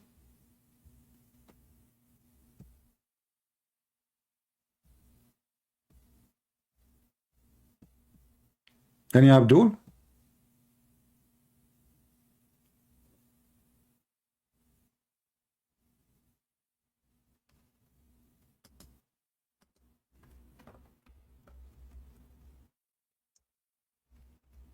Any Muhammadan?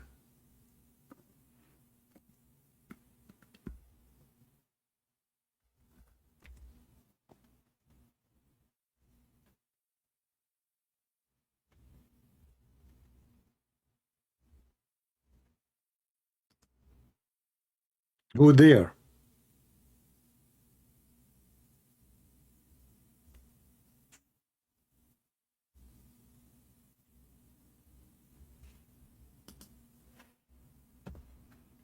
Who there?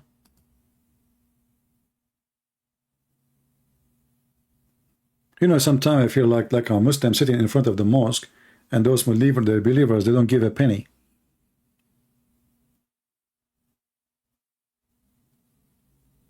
Begging for help. Who care?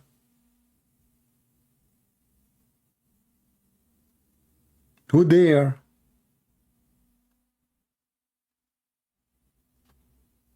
Hey, Hamoud, we answered that already. You are late, my friend.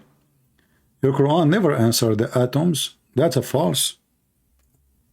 The Quran mentioned an ant, and you Muslim, you lie. You see, this is your lying. This is your lying stories. Here we go. Hamoud, he come with the same lie. This is Mr. Gary, he mentioned. He said, Hamoud 99, he said, Christian Prince, the Quran mentioned atoms, the Bible does not. Show me where the Quran mentioned the word atoms. If you show me, I'm going to shave my 20-foot beard. Can you? The Quran mentioned the word ants. And you Muslim, you lie about it in the translation. And this is the interpretation made by you. This is chapter 34, verse number 3. Tafsir Ibn Abbas, the cousin of your prophet. Here it says, even not as small as a red ant. Do you see it? So you Muslim, when you lie, your lie is so big to the point an ant became atoms. Actually, there's a guy, he is a companion of Muhammad, his name Abu Dharr. So now this guy is the father of atoms. This is a word that exists in Arabic before Muhammad anyway. So if this is a discovery of Muhammad, that will be more stupid than you to say so, because this is a word the Arab they use all their life. For what? For small ants, specifically small red ants. It's in front of you. Is that your Islamic translation, or this is my translation? If you don't like Ibn Abbas, we can change. We can go to Al-Jalalain.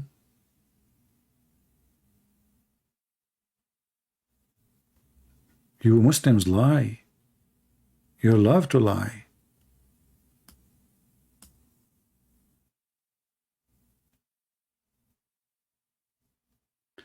Do we have any Abdul would like to call us? You see here in the translation here, in the English, he says the weight of an atom. In Arabic, it says dharra. In English, they say atom. Liars.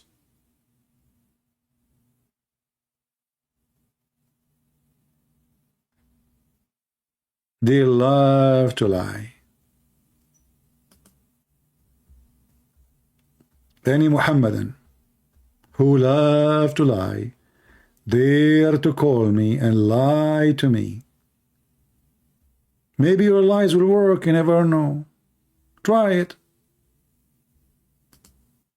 I believe the reason they are not calling because they knew their lies doesn't work. Not with me. Otherwise, they will be lined up and they will be calling non-stop.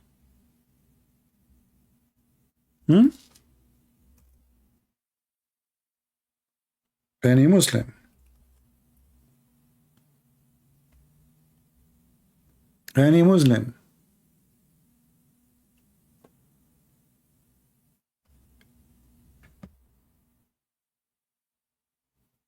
The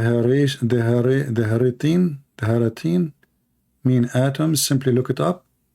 Yeah, I do not need to look it up, you idiot. Here we go. This is your prophet. They ask him about killing the children of non-Muslims, and the same word is used there. And there's a companion of your prophet. His name is Abu Dharr. Dharr.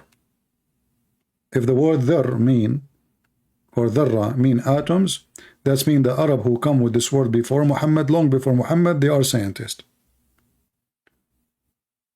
But this is your prophet.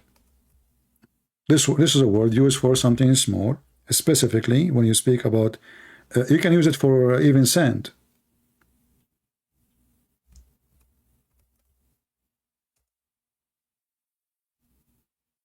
Do you see Abu Dharr? Abu Dharr. See it? Abu Dharr. In English translation, they say Abu Dharr, D-H-A-R, which is funny. Abu Dharr. You have the father of the ants. You have Abu Huraira, the father of the cats.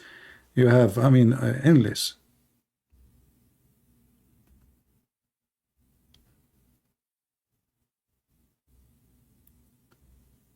Do we have any Muslim here who dare to call and prove us wrong?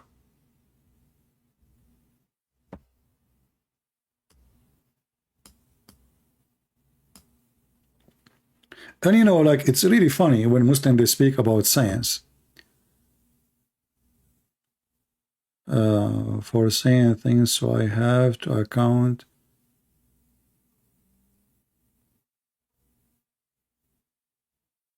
So now look at the deception. Dharra have many meaning now. No, it doesn't. Dharra have one meaning in the language today, because you know the Arab they try to find something fit with the science discovery, so they say we will use the word dharra to speak about atoms, because in the language dharra speak about the smallest thing, which is the ant. But dharra never was about atoms, never was before. And now today in the language, if you want to speak scientifically, you cannot even use that word. But in the dictionary, the word dharra, and we are talking about a language exists in the time of Muhammad, mean ants. And that's why even your Islamic interpretation, you see, this is your Islamic, this is the cousin of your prophet. Why he's saying ant if it's not ant? Why he is saying that? This is the cousin of your prophet. If your prophet, he meant something else, he would say it means something else. But he said, not even as small as a red ant. Liars. At the same time, if you read the verse after it, you would die laughing. What about, listen guys, who dare to call me and read for me chapter 34, verse number 1, verse number 2, verse number 3? Let us have fun. Then you will see that science. Who want to do it? I'm not going even to ask you about a different chapter if you call me about this chapter only. Huh? Who want to read it?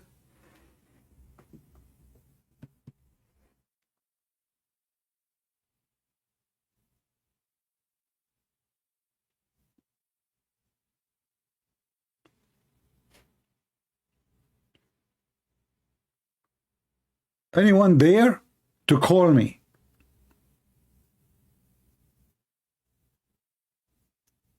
We will read the book you choose, the chapter you choose.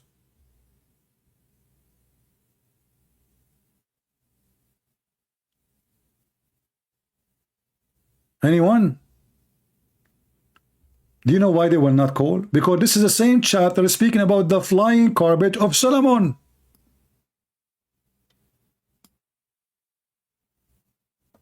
Science.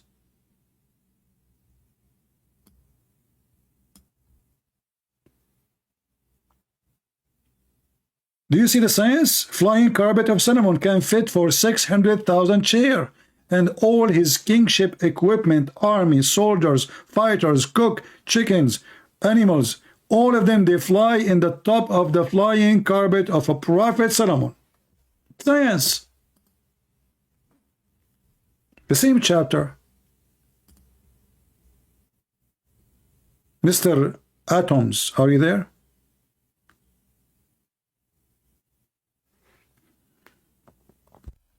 So the same chapter speak about the flying carpet. The same chapter the Muslim clean the prophet. The Quran speak about atoms.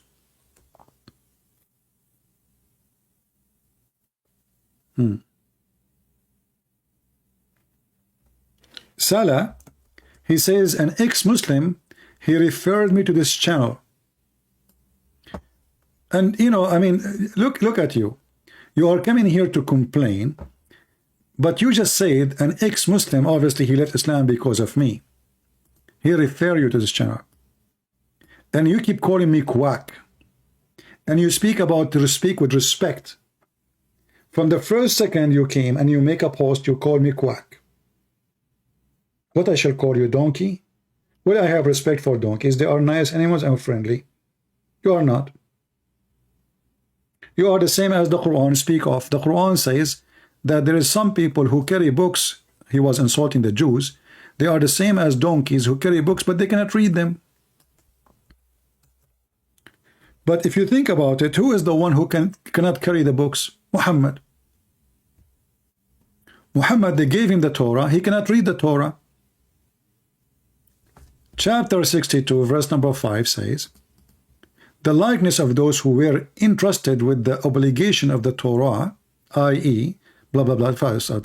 I mean, look at the translation, i.e., obey. Where this text is coming from? I mean, look at these liars when they translate. All of this is not in the Quran. Change the translator, you will see different text, totally different book. As if we are reading different book. Look what happened. It became so small. The similitude of those who were charged with the Torah, but who subsequently failed of those obligation. This is what the Quran is saying. I will go with it, no problem. Is that of the donkey, which carry a huge thumbs, but he didn't understand them not. But this is Muhammad. Muhammad, he carry the Torah.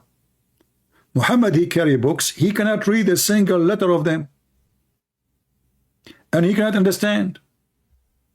To the point, Muhammad, he think that the Christians, their Trinity is Allah and Mary. Who is the third? Any Muslim can tell me?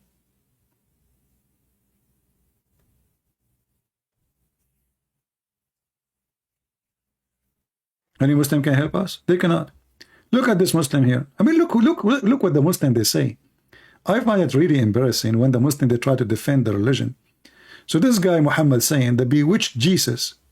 Okay, why you don't call me and let us talk about the bewitched? If you can find me a verse in the Bible saying Jesus was bewitched, you are a winner. Is that fair, guys?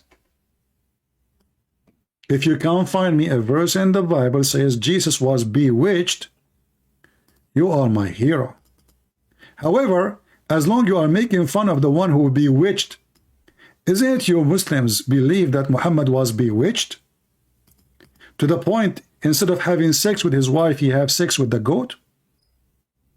Let's go to the proof.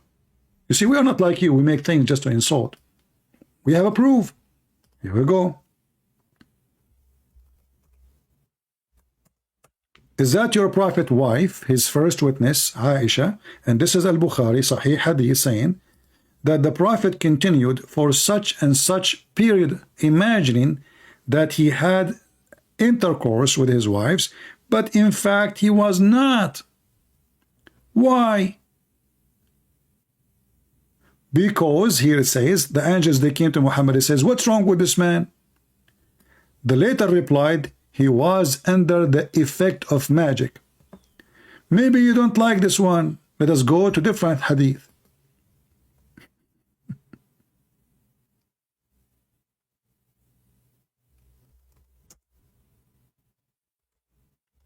The Muslim, they use even the word bewitched clearly with no hesitation. Aisha, she said, and this is Al-Bukhari, the Prophet, Allah pray on him, not for him, salute him, was bewitched. So he began to imagine that he had done a thing which in fact he had not done. So you are insulting Jesus, but all of us, we knew that Jesus, he defeat Satan, defeat demons. He gave orders to demons. You're a prophet himself, he have a demon inside him. And this is in your book. And this is authentic book saying that Muhammad was controlled by demons. Do you see it?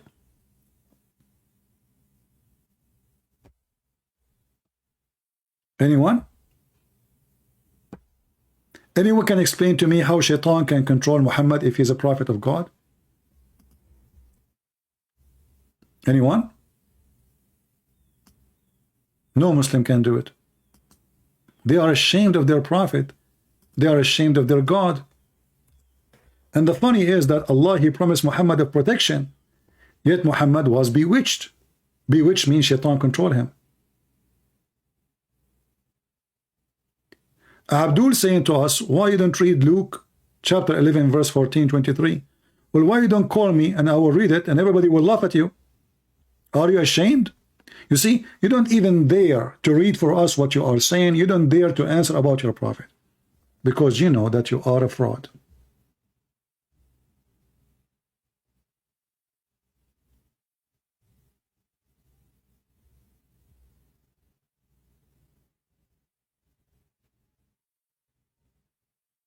Actually, the verse you are quoting for us, you idiot. The Jews, they said to Jesus, well, he is controlling the devil by using the devil. He controlled the demons by the devil power.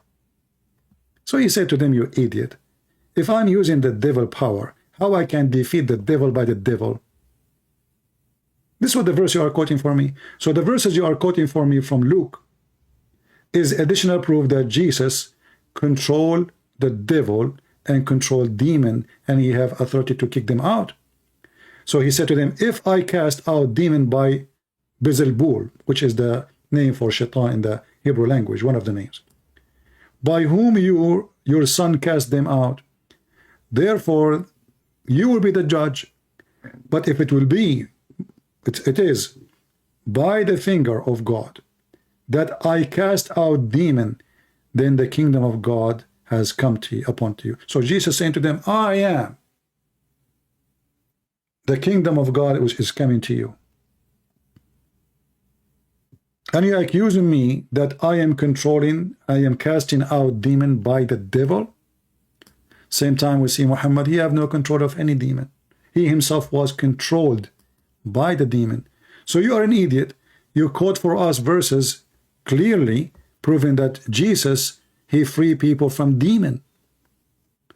And your prophet, as you see in front of you in the screen, he was controlled by demon.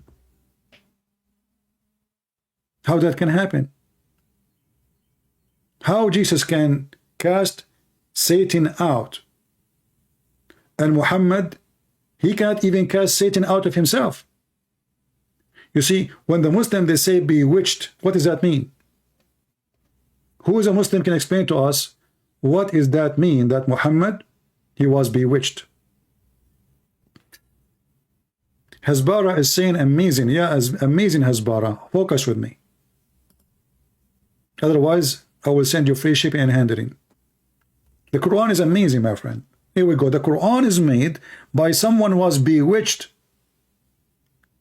Some Muslims, they say that Muhammad was bewitched for 12 months.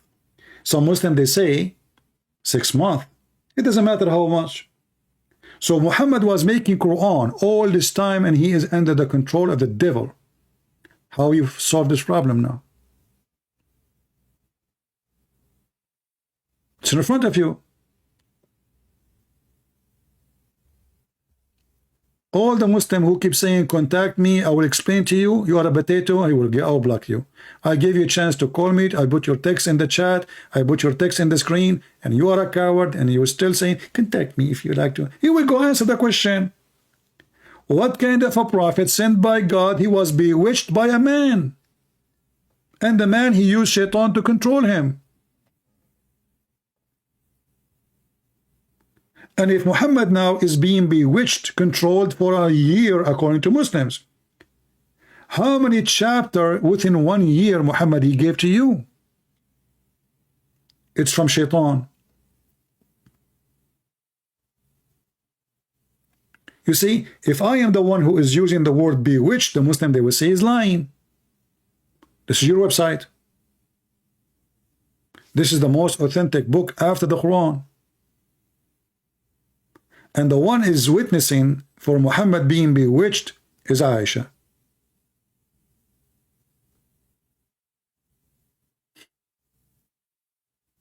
So how much Quran you receive from the bewitched prophet when he was bewitched?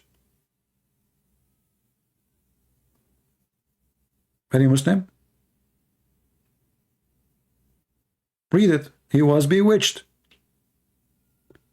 There's a recording of me debating a Muslim. He explained to me that it took Allah 1 year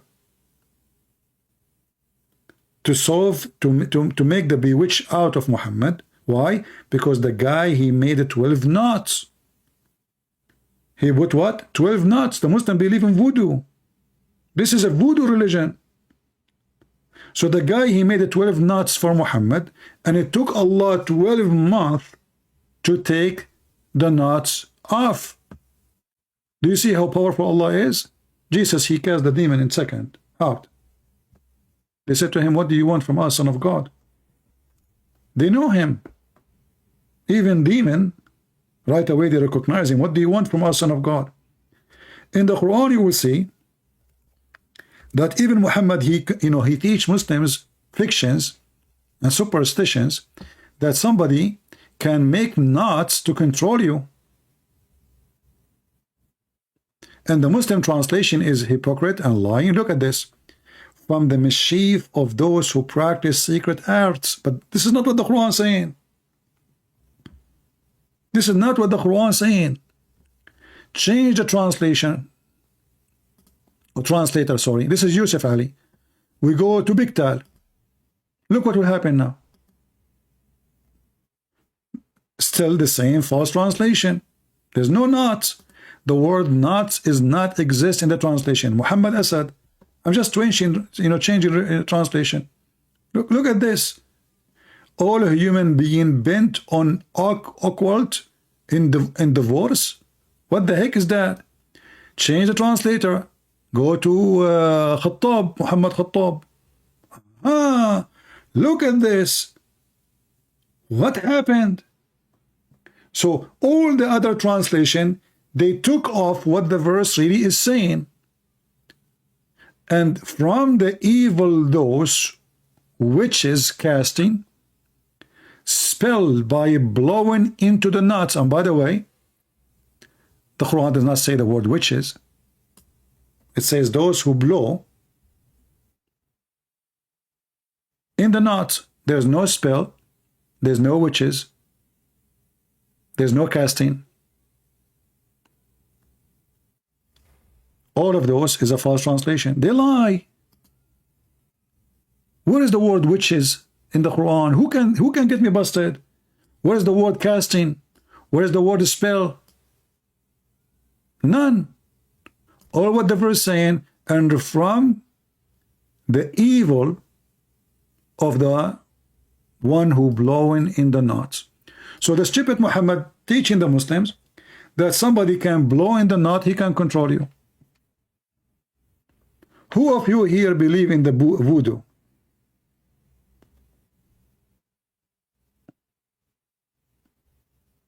Anyone here believe in voodoo? Who believe in voodoo? Be honest. If you believe, it's okay. Tell me.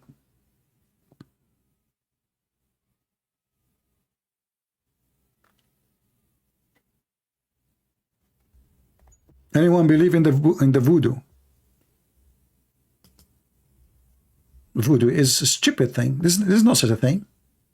You have to be mentally, ill. People fool you. What voodoo? Here we go. Do voodoo for me. What about those who can do voodoo? Do voodoo to the kings of the world. Control them. Do voodoo for the stock market. Do you see? I mean, this is silly. And look at the translation. You change translation one after one. All of them, they lie.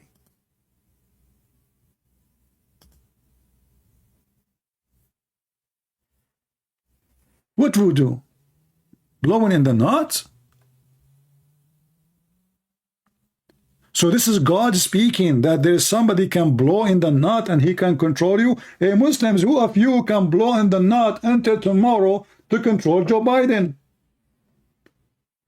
So he will convert to Islam. Bewitch him. He's already bewitched, actually. You do not need to do a lot of work.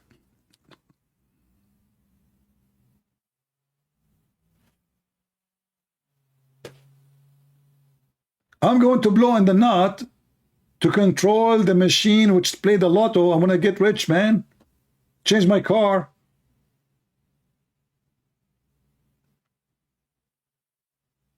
Too old. And if there is a girl, she don't like you, what about we blow on the nut and she will like you? I mean, we can change the whole world. And then if we ask the Muslim, by the way, who is the one who opened the school of Harry Potter? What the Muslim, they will say? Harry Potter is fiction. Liar. It's in the Quran. Allah, he sent 2 angels to teach black magic. Where they landed in the Tower of the Babylon. I mean, can you believe it? This stupid book, they speak about science in the Quran. So this guy Gary, he did not see the stupidity of this book. Allah, he sent 2 angels to open a school of Harry Potter to teach you black magic. Before you join the school, you have to sign a disclaimer. What the disclaimer says, brother, before and but neither those taught anyone such a thing, which means black magic, without saying voodoo, without saying disclaimer, we are only for a trial, so don't do blasphemy. Look what the heck. So this God, he opened a school to teach you magic, and he make you sign disclaimer before you enter the classroom. So why you are teaching them? And what make it more funny, if you read what is the purpose of this school, like what kind of a black magic he is teaching, Allah, is to make the wife and the husband fight. I mean, do you see the noble purpose? They learned from them means so to sow discord between man and his wife, Like, what the heck? So Allah, He opened a school, and the purpose of the school to teach how to do black magic so my neighbor can fight with his wife? It must be God. Only God He do this. I mean, do you see the noble reason to send the angels to the earth? To open a school, brother, so the wife and the husband, they will fight. Who of you here is married? If you are married, give me one. Who is married here? I mean, you cannot. Now I know why nobody can do anything to me. I'm not married. You cannot do black magic to me because the black magic work only if you are married. La la la la la la la. But what the heck? So now, if you are married, let me do black magic so you fight with your wife. Shankaput shukaku karukiku. Ususa sisa. Panzaramun Bruce Lee.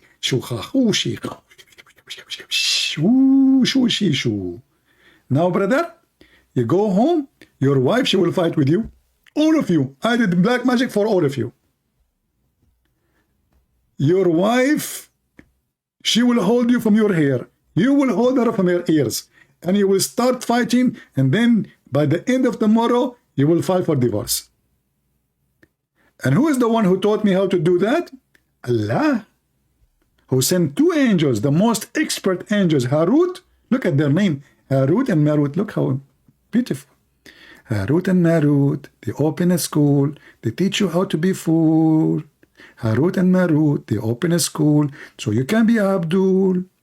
Harut and Marut, they make you genius, so you can always say yes. Harut and Marut, they control your brain, and they make you stool. What the heck is that? And then they make a book speaking about science in the Quran?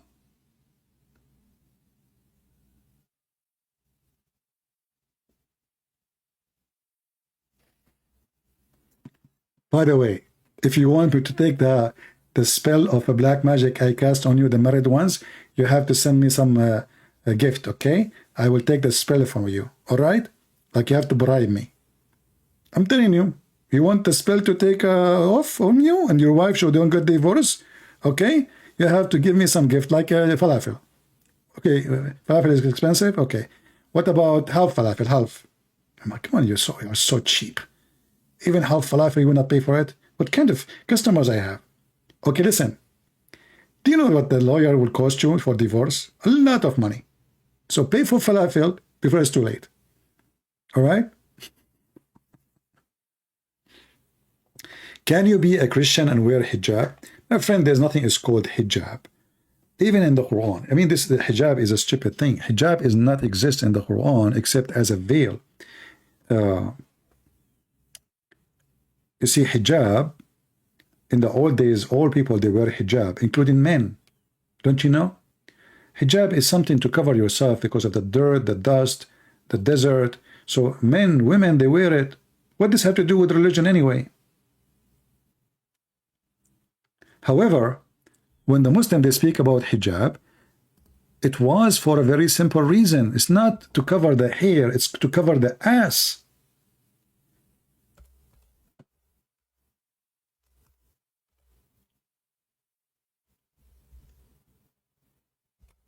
Umar ibn Khattab, when he come to the Prophet house, he always spy at his wives when they are doing poo-poo.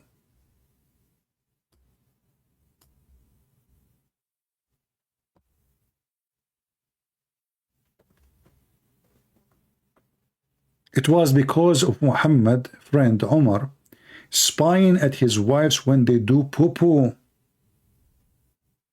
And as you see, it was night, so you cannot see her hair. Especially those are Arab, their hair is so black, dark. So what was the problem? The woman, she is doing poo-poo, and look at the filthy, the companion of Muhammad. He says to her, you cannot hide yourself from us. We recognize you. I mean, can you see how stupid, filthy this man is? Those are the friends of Muhammad. Imagine your wife is outside to go to the bathroom. Your friend is coming, and now your wife is doing poo-poo. And what the friend he said to her? You can't hide from me. I can see you. So it was not about the hair, it was about the ass. And then Muhammad, he took what Umar he said many times for him and he put it in the Quran. This is why Umar he said, Allah he agree with me in 3. Some other places says 10, some they say 17, some they say 20, some they say 100. What Allah he agree with him? Allah agree with him about the Kaaba, about the hijab, the place to pray, and about the divorce of Muhammad's wives, as you see. And Allah he sent the verses the same as I have said. Read carefully. You see the Muslim, they say nobody can make Quran. Look, does it say, so the verses came the same as I had said was revealed. Exactly.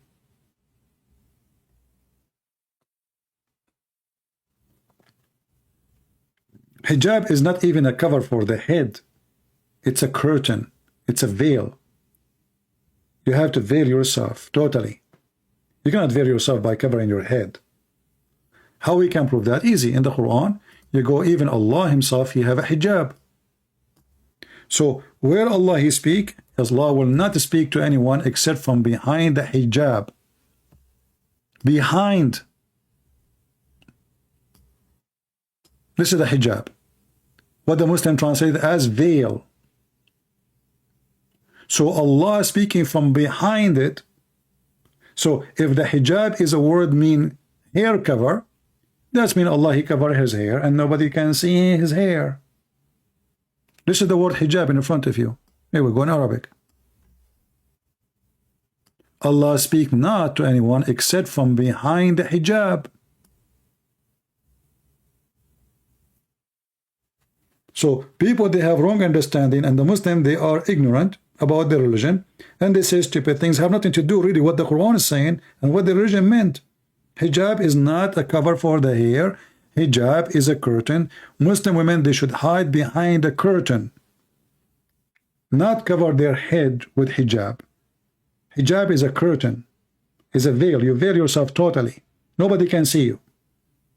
So what the Muslim they did later, they wear a veil. Why? Because now we have the curtain, all of it in top of us, so we can go in the street.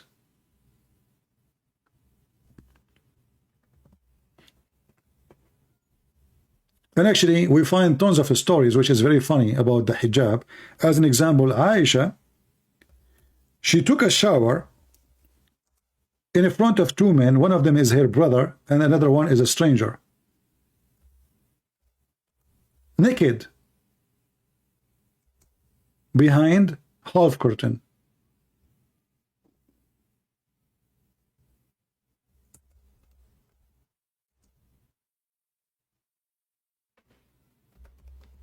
Let me see if I can find you the hadith.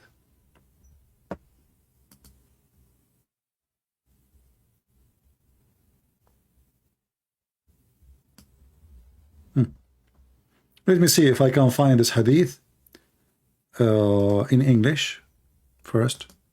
I don't think I can find it in English, but we can use Google translation. I found it in English. Here we go. Read carefully with me. You see, I showed you the word hijab, right? Previously in the Quran. Here we go. This is the word hijab. Hijab. You can take a screenshot, by the way. Then you can search it for in Google. Hijab. So what was Aisha doing? Aisha brother and I, and the guy is a stranger.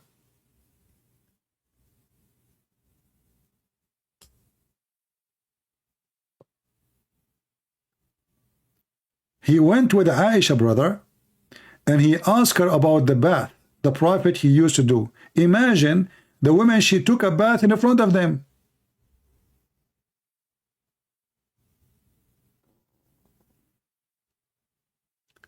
And if this hijab, which is a curtain,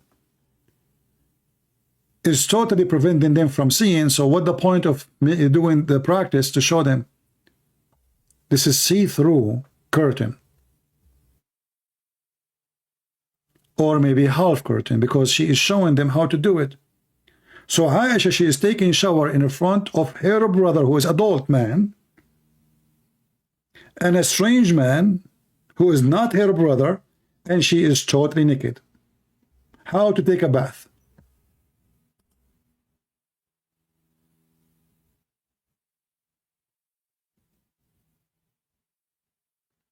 And this is Sahih al-Bukhari.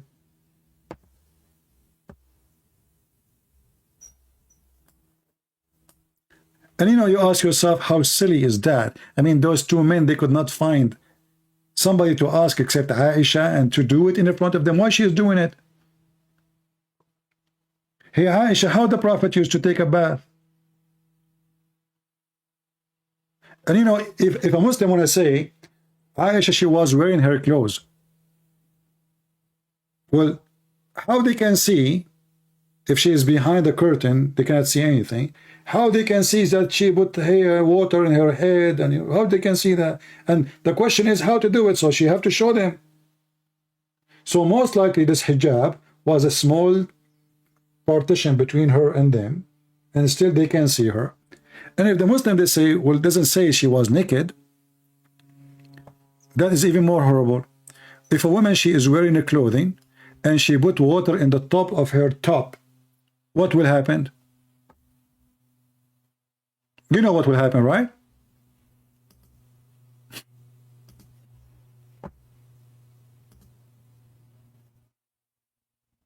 You know what will happen, right? Without clothing, or with the clothing, it doesn't make any difference.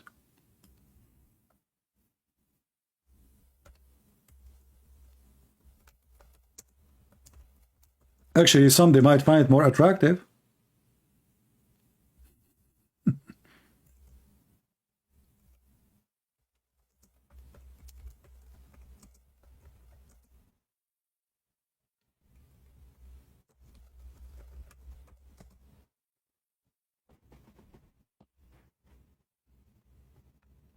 I search in Google for women swimming with the. I cannot show them. I mean, this is too much. We cannot go that far. But you know what I'm talking about? No, I cannot show this. This will be too much exposure. But I think all of you, you get the idea without showing it in the screen. So when those people, they make books claiming that the Quran is a book of God and have knowledge and amazing Quran, and then when we check the Quran, we die laughing. It's a fairy tale stories, flying carpet, sperm coming from the man backbone, women have a sperm coming from her ribs, the eyes coming from mountains in heaven. Allah, he shoots stars at the shaitan ass so he will not spy. The earth is in the top of a goat or a cow. The horn in the top of a whale. I mean, oh boy.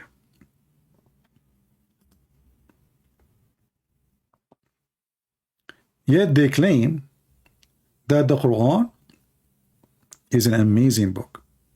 So what do you think, Muslims? We ask you, we challenge you to join us. None of you dare to call us. None of you.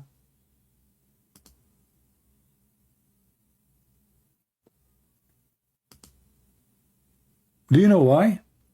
Because Islam is a fraud. If Christian Prince is a blonde American, European, he don't speak Arabic, he do not know anything about Islam, you will see long line of Muslims calling.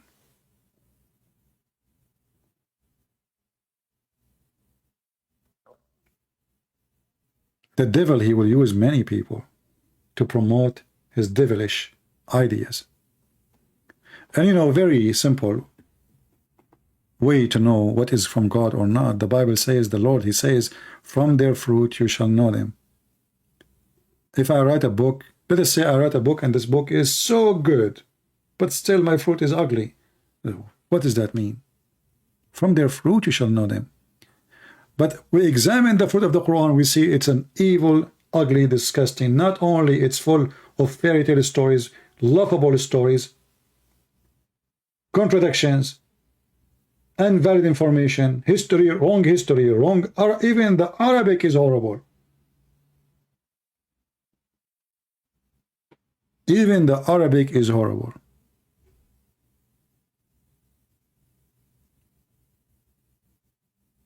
You know, if you go in the Quran, the Muslim, they say to you, no one can make Quran like this Quran. But we just showed you that Umar, he says, Allah, he took from me as I said.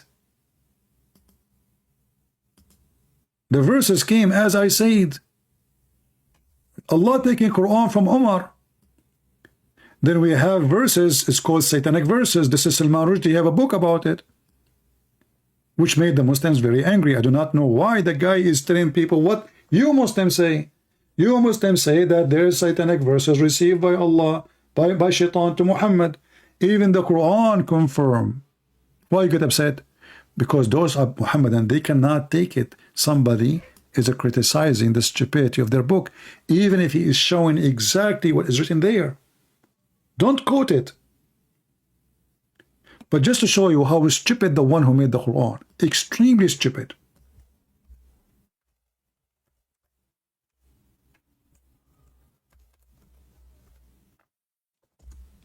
One of you actually, he sent me an email in Patreon. The Muslim said to this person that the Quran came as a final book for, don't we hear always about like software update? This is how God he work. He update. But you see software update because there's a new discovery, there's a new technology, there's a new idea, better ideas, and this will take time. But Allah, he update his software because he have bugs in his book. So this Quran, Muhammad keep receiving updates. So he says something in the morning, afternoon he cancel it.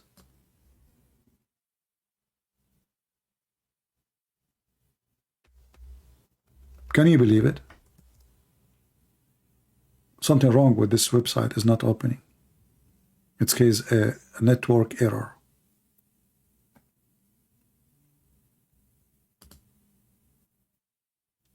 What kind of religion this religion is? Let's try again.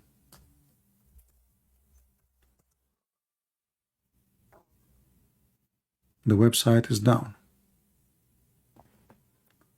So the Quran says, no, nothing Allah he said of his verses, he abrogated or he caused to be forgotten, but he will make something better or similar. Here you notice the stupidity. Allah will cause you to forget Quran. Why? So he can make a better Quran.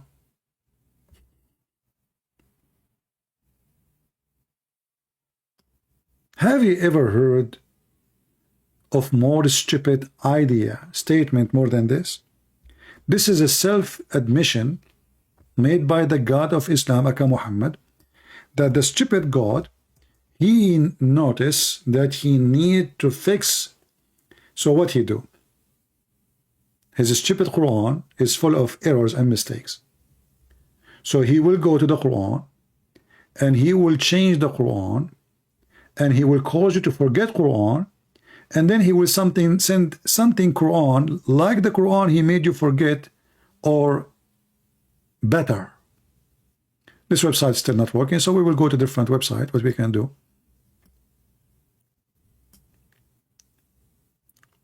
chapter 2. For some reason this website is not functioning. 106. This is a clear evidence that this cannot be a book from God. For God, He don't say such a silly, stupid thing. Look like there's something wrong with my internet. No, now it's working.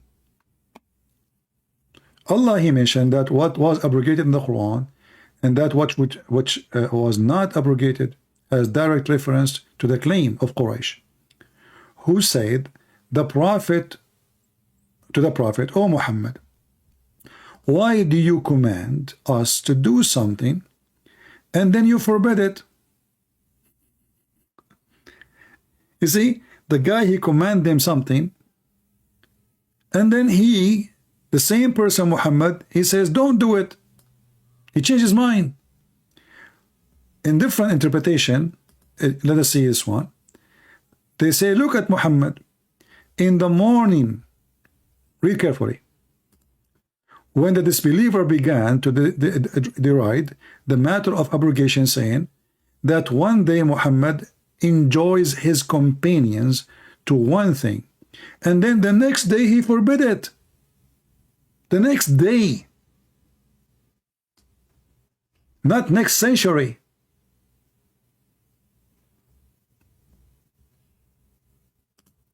And when Muhammad, he enjoyed the command, he is enjoying the command of Allah. So how Allah, he make a command in the morning, after less than 12 hours later, we have a command to forbid the previous command. Are you with me? And the funny is, this is in their books. You see, if we are showing you a book written by Christian Prince, it will say Christian Prince saying what Christian Prince should say about Islam. He don't like Muhammad. He hate Muhammad. He think he's evil, but the Prophet is not evil. But this is their book. This is their scholars, and this is their resource. He enjoy command in the morning. The command is coming from God. So he stand, Allahu Akbar. Allah told me you should do this. Second day, less than 12 hours. He say, don't do this. Isn't it obvious that this person is even mentally ill?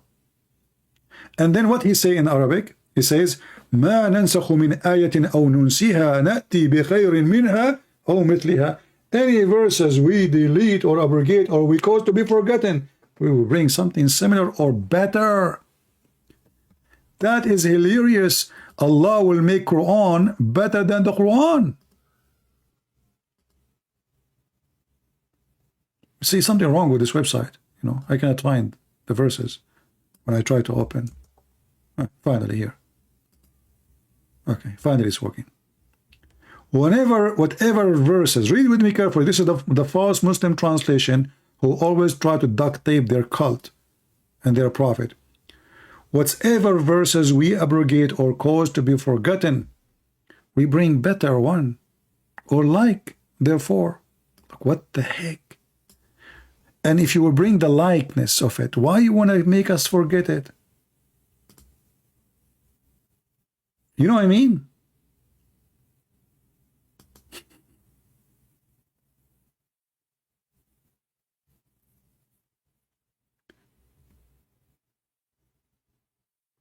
So this God, you ask the Muslim, is the Quran preserved? They say yes. The Quran says no, the Quran not preserved.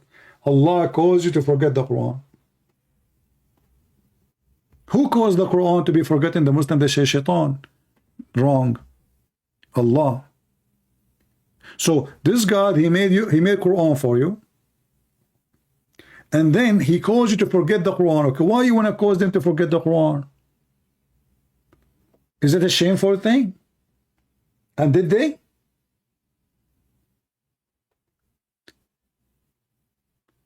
There's tons of verses which is abrogated, is not forgotten. So my friends, as you see, this is a shish kebab religion. We Arab Christians, we laugh at it. Western, because they don't speak Arabic, they don't have access to the bathroom library. Al-Khomeini, he said to the Muslim Sunni, you have a huge library of bathroom. Supposedly Al-Khomeini is better.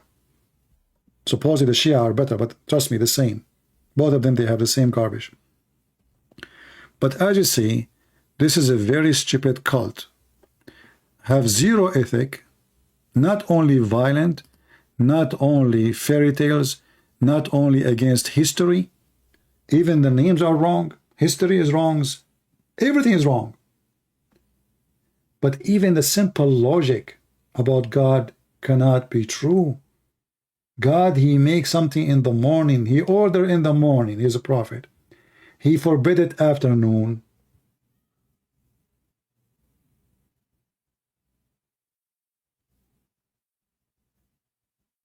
They always lie, hoping that there is someone between us is a foolish person, have zero education.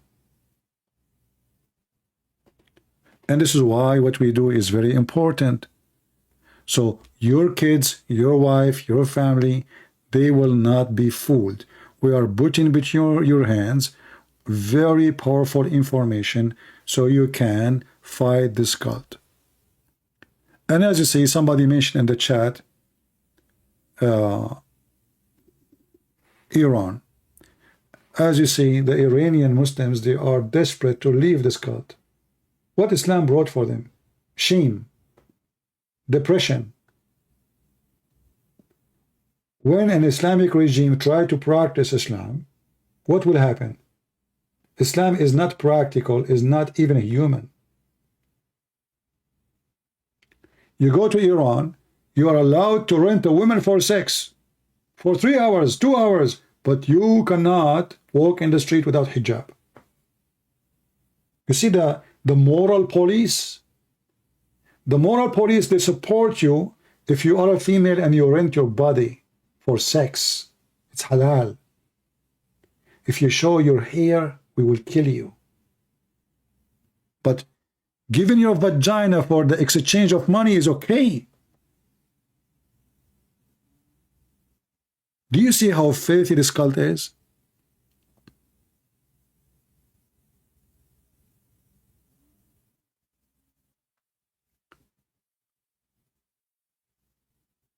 Islam might be attractive for the foolish one for some time, because they did not know what Islam is. But when Islam ruled them, they spit on it. You see, the Egyptian, they have the Muslim Brotherhood ruling them for almost a year. Before the end of the year, more than 40 million Egyptian Muslims went in the street against Islam. In the beginning, they voted for them because they thought, okay, you know what? We tried everything. Let us try the religious Muslims. Those, they can fix the country. They are religious. But when they took over, it turned to be that the religious is more filthy than the non-religious. And their corruption is way more. It's like Erdogan. Erdogan, he speaks too much of the Quran. He himself, he's a sheikh. He used to work as a sheikh officially. Nightclub, prostitution, disco, whiskey, drugs. I mean, just go to Turkey and see. Just search right now, nightlife in Turkey. So Erdogan and his Islamic party controlling Turkey for more than 20-25 years. What is Turkey now? How much Islamic it is. His wife, she wore hijab. When they asked his minister, why you don't close the nightclubs? He said, who is going to pay for our salary? All the income of Turkey is coming from nightclubs.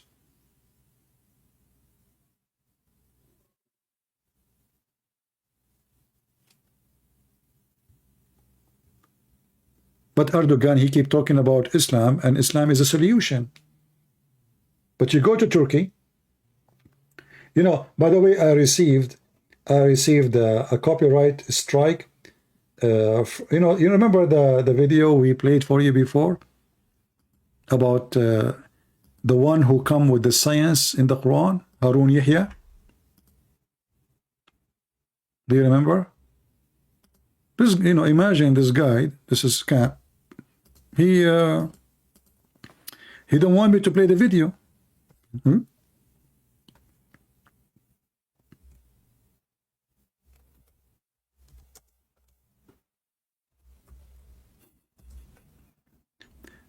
I mean, they are posting themselves the videos. You see, this is what I like about Muslims. They are really funny. They themselves, they post the videos.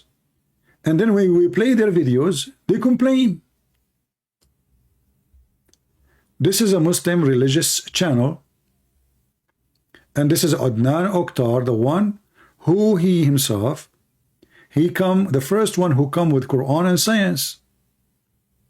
And those are the girls who attend his program, not like me. I mean, look at the dudes in my program. According to Google, according to YouTube, almost 90% of people who attend my program is males.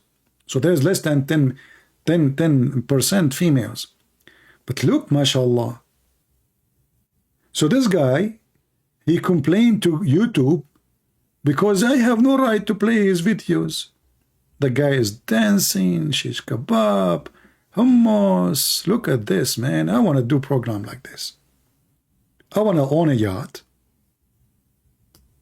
Invite all the virgins. For sure, none of them is a virgin, you can tell. And do da'wah. Nobody, even Erdogan, never complained because he was supporting him. The guy, he made a mistake. He said he support Golan, the enemy of Erdogan. Right away, he put him in jail. They accuse him of tons of crimes. He is a bad person. But this guy is doing this for the last 20 years. When Erdogan was ruling.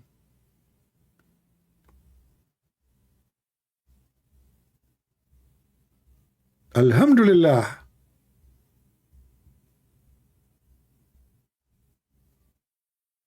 That is a program, not like my program.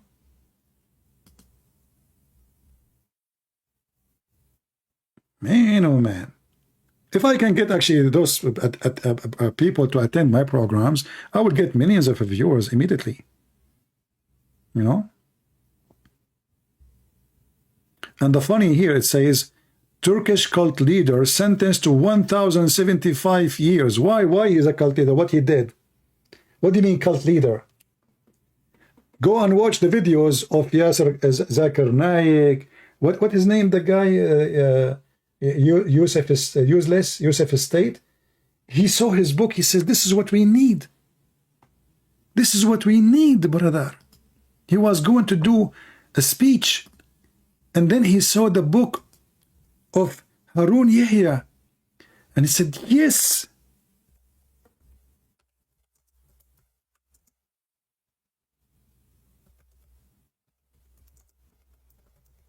I'm not going to play any videos because you know them. Here we go. Sheikh Yusuf Estate speak about Harun Yahya, and he is praising him. So he was their hero. What happened?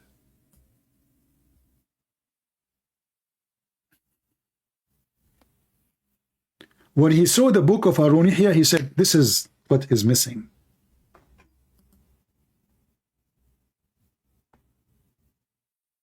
So all the science of Islam and the Quran is coming from Harun Yahya, and Harun Yahya is a fraud, and he is sentenced for 1,075 years. I mean, don't you think this is a stupid sentence? Why the guy will live for 1,000 a year now? I mean, who is the donkey who gave him the sentence? Can you make it like less 5 years? 1,075 years in prison. Oh, you know what? If you have girlfriends like those, you might live longer.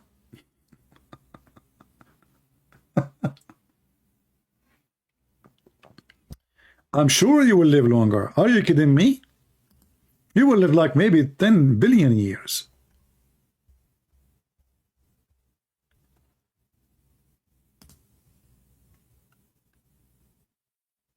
$1,075 years. Are they with him, by the way? That would be fun.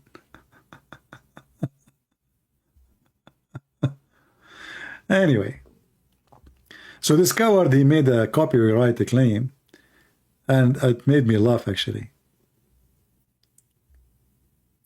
Aman Rabbi Aman. Aman Rabbi Aman.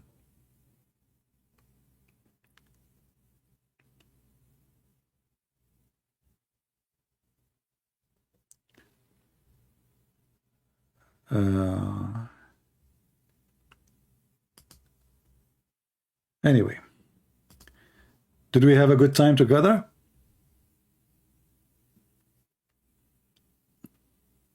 Did we have a good time?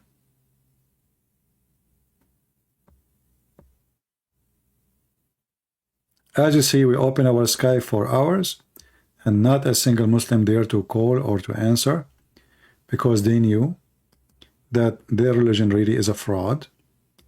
If I am an American, blonde, blue eyes guy who speaks not a single word in Arabic, who knows nothing about Islam, the Muslims would be lining up. What if I am this guy with his name, Patterson? If I am Patterson speaking about Islam, how many Muslims will call? All of them. They will be lining up. Because the guy, he knows nothing about Islam. And when he speaks about it, he looks like a fool. So they want to use him. Here they cannot use me.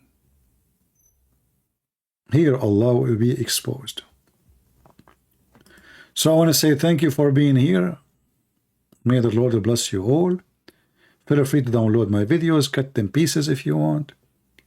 Chop them, share them, short, long, as you wish. I don't mind even if you have advertising in your channel over your videos to make some income. Good for you.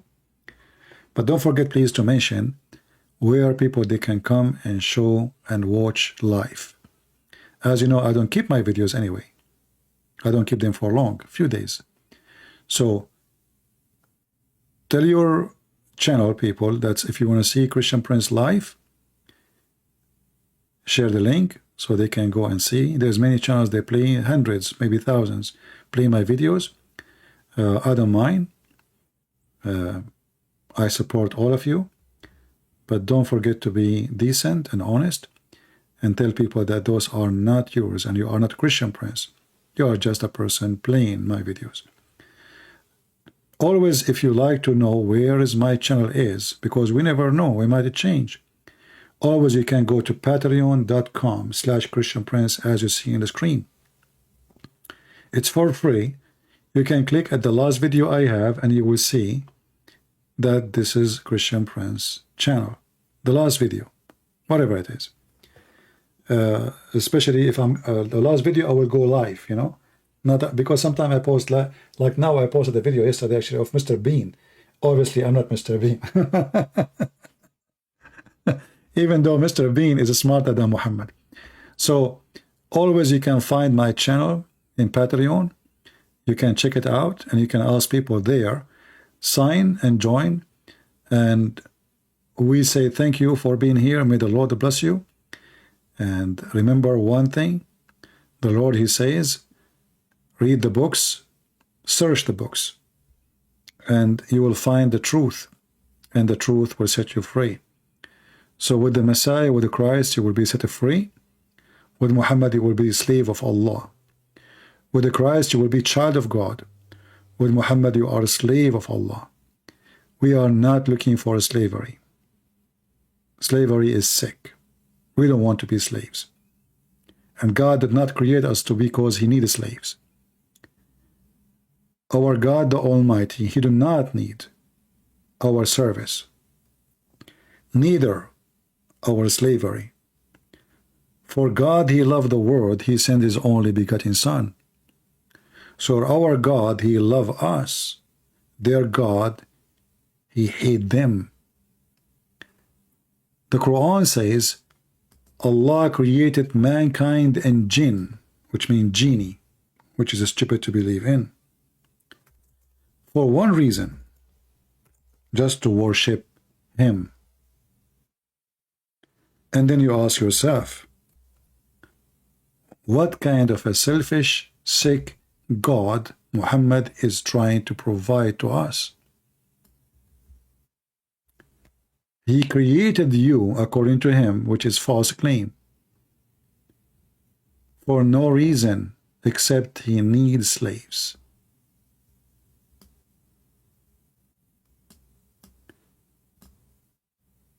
In Islam, God, he need you as a worshipper.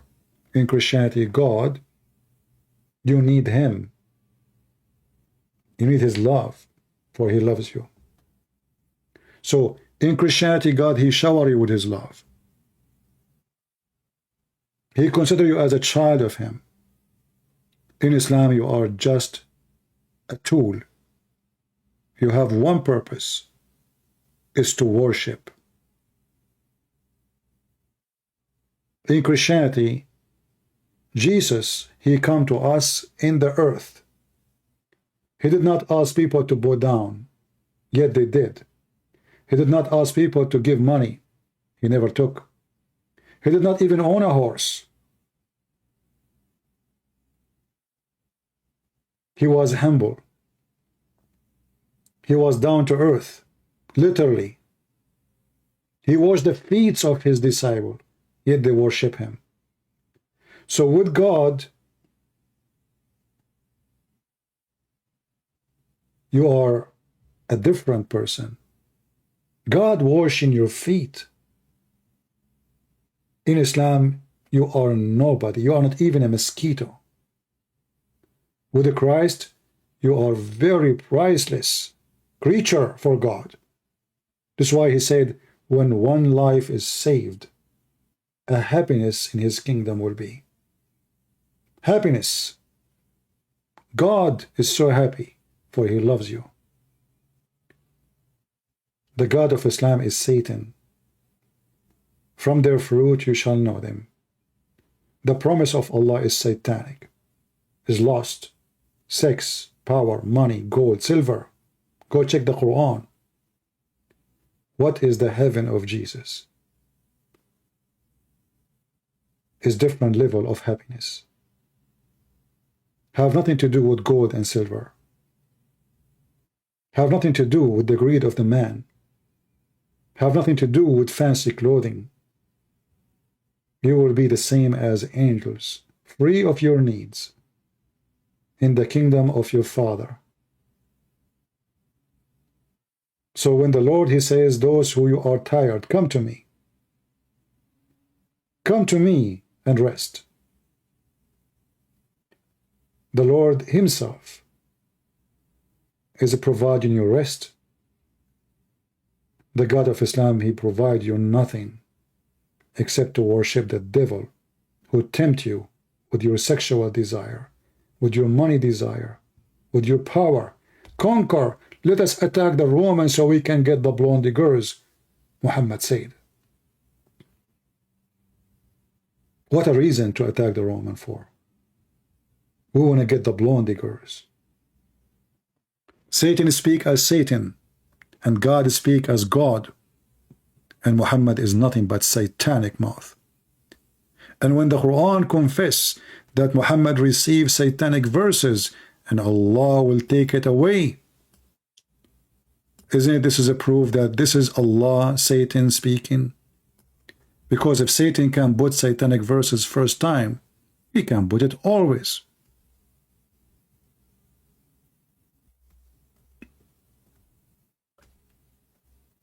If Satan was able to put Shaitan, or Shaitan was able to put his words in the book, and this is the Quran witnessing for that,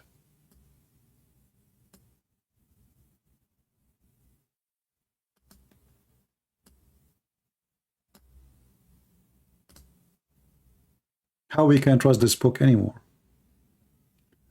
And then we read and we read and we read and we see how filthy, how disgusting, how disgraced for mankind. Shaitan, he throw in the mouth of Muhammad satanic verses. Muhammad, he worship Shaitan. He bow down to Shaitan.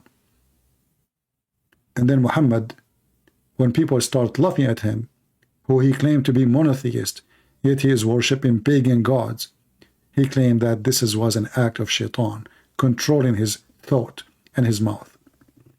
How you can trust such a man? And then Allah will make what Shaitan he throw in Muhammad's mouth, a trial. Can you believe it? even shaitan is an act of Allah. So Allah, he sent shaitan to throw satanic verses in the mouth of Muhammad, so people will be confused, and that is a trial. How stupid is that? As the Lord, he said, he cast demon. Muhammad controlled by demons. Shaitan controlled his mouth, controlled his heart. Satan, he have no power over Jesus. When the demon, they saw Jesus, they said to him, what do you want from us, Son of God? When Shaitan, he see Muhammad, he speak using his mouth. And the Quran witnessing for that. Chapter 22, verse 52. So listen carefully. There's only one Savior. His name is Christ the Messiah. His name is holy. His act is holy. His life is holy. And he is the holy God. Holy he speak. Holy he do. Holy he live. Holy is coming back. From his fruit you shall know him. Thank you. God bless you. And see you soon again. Take care.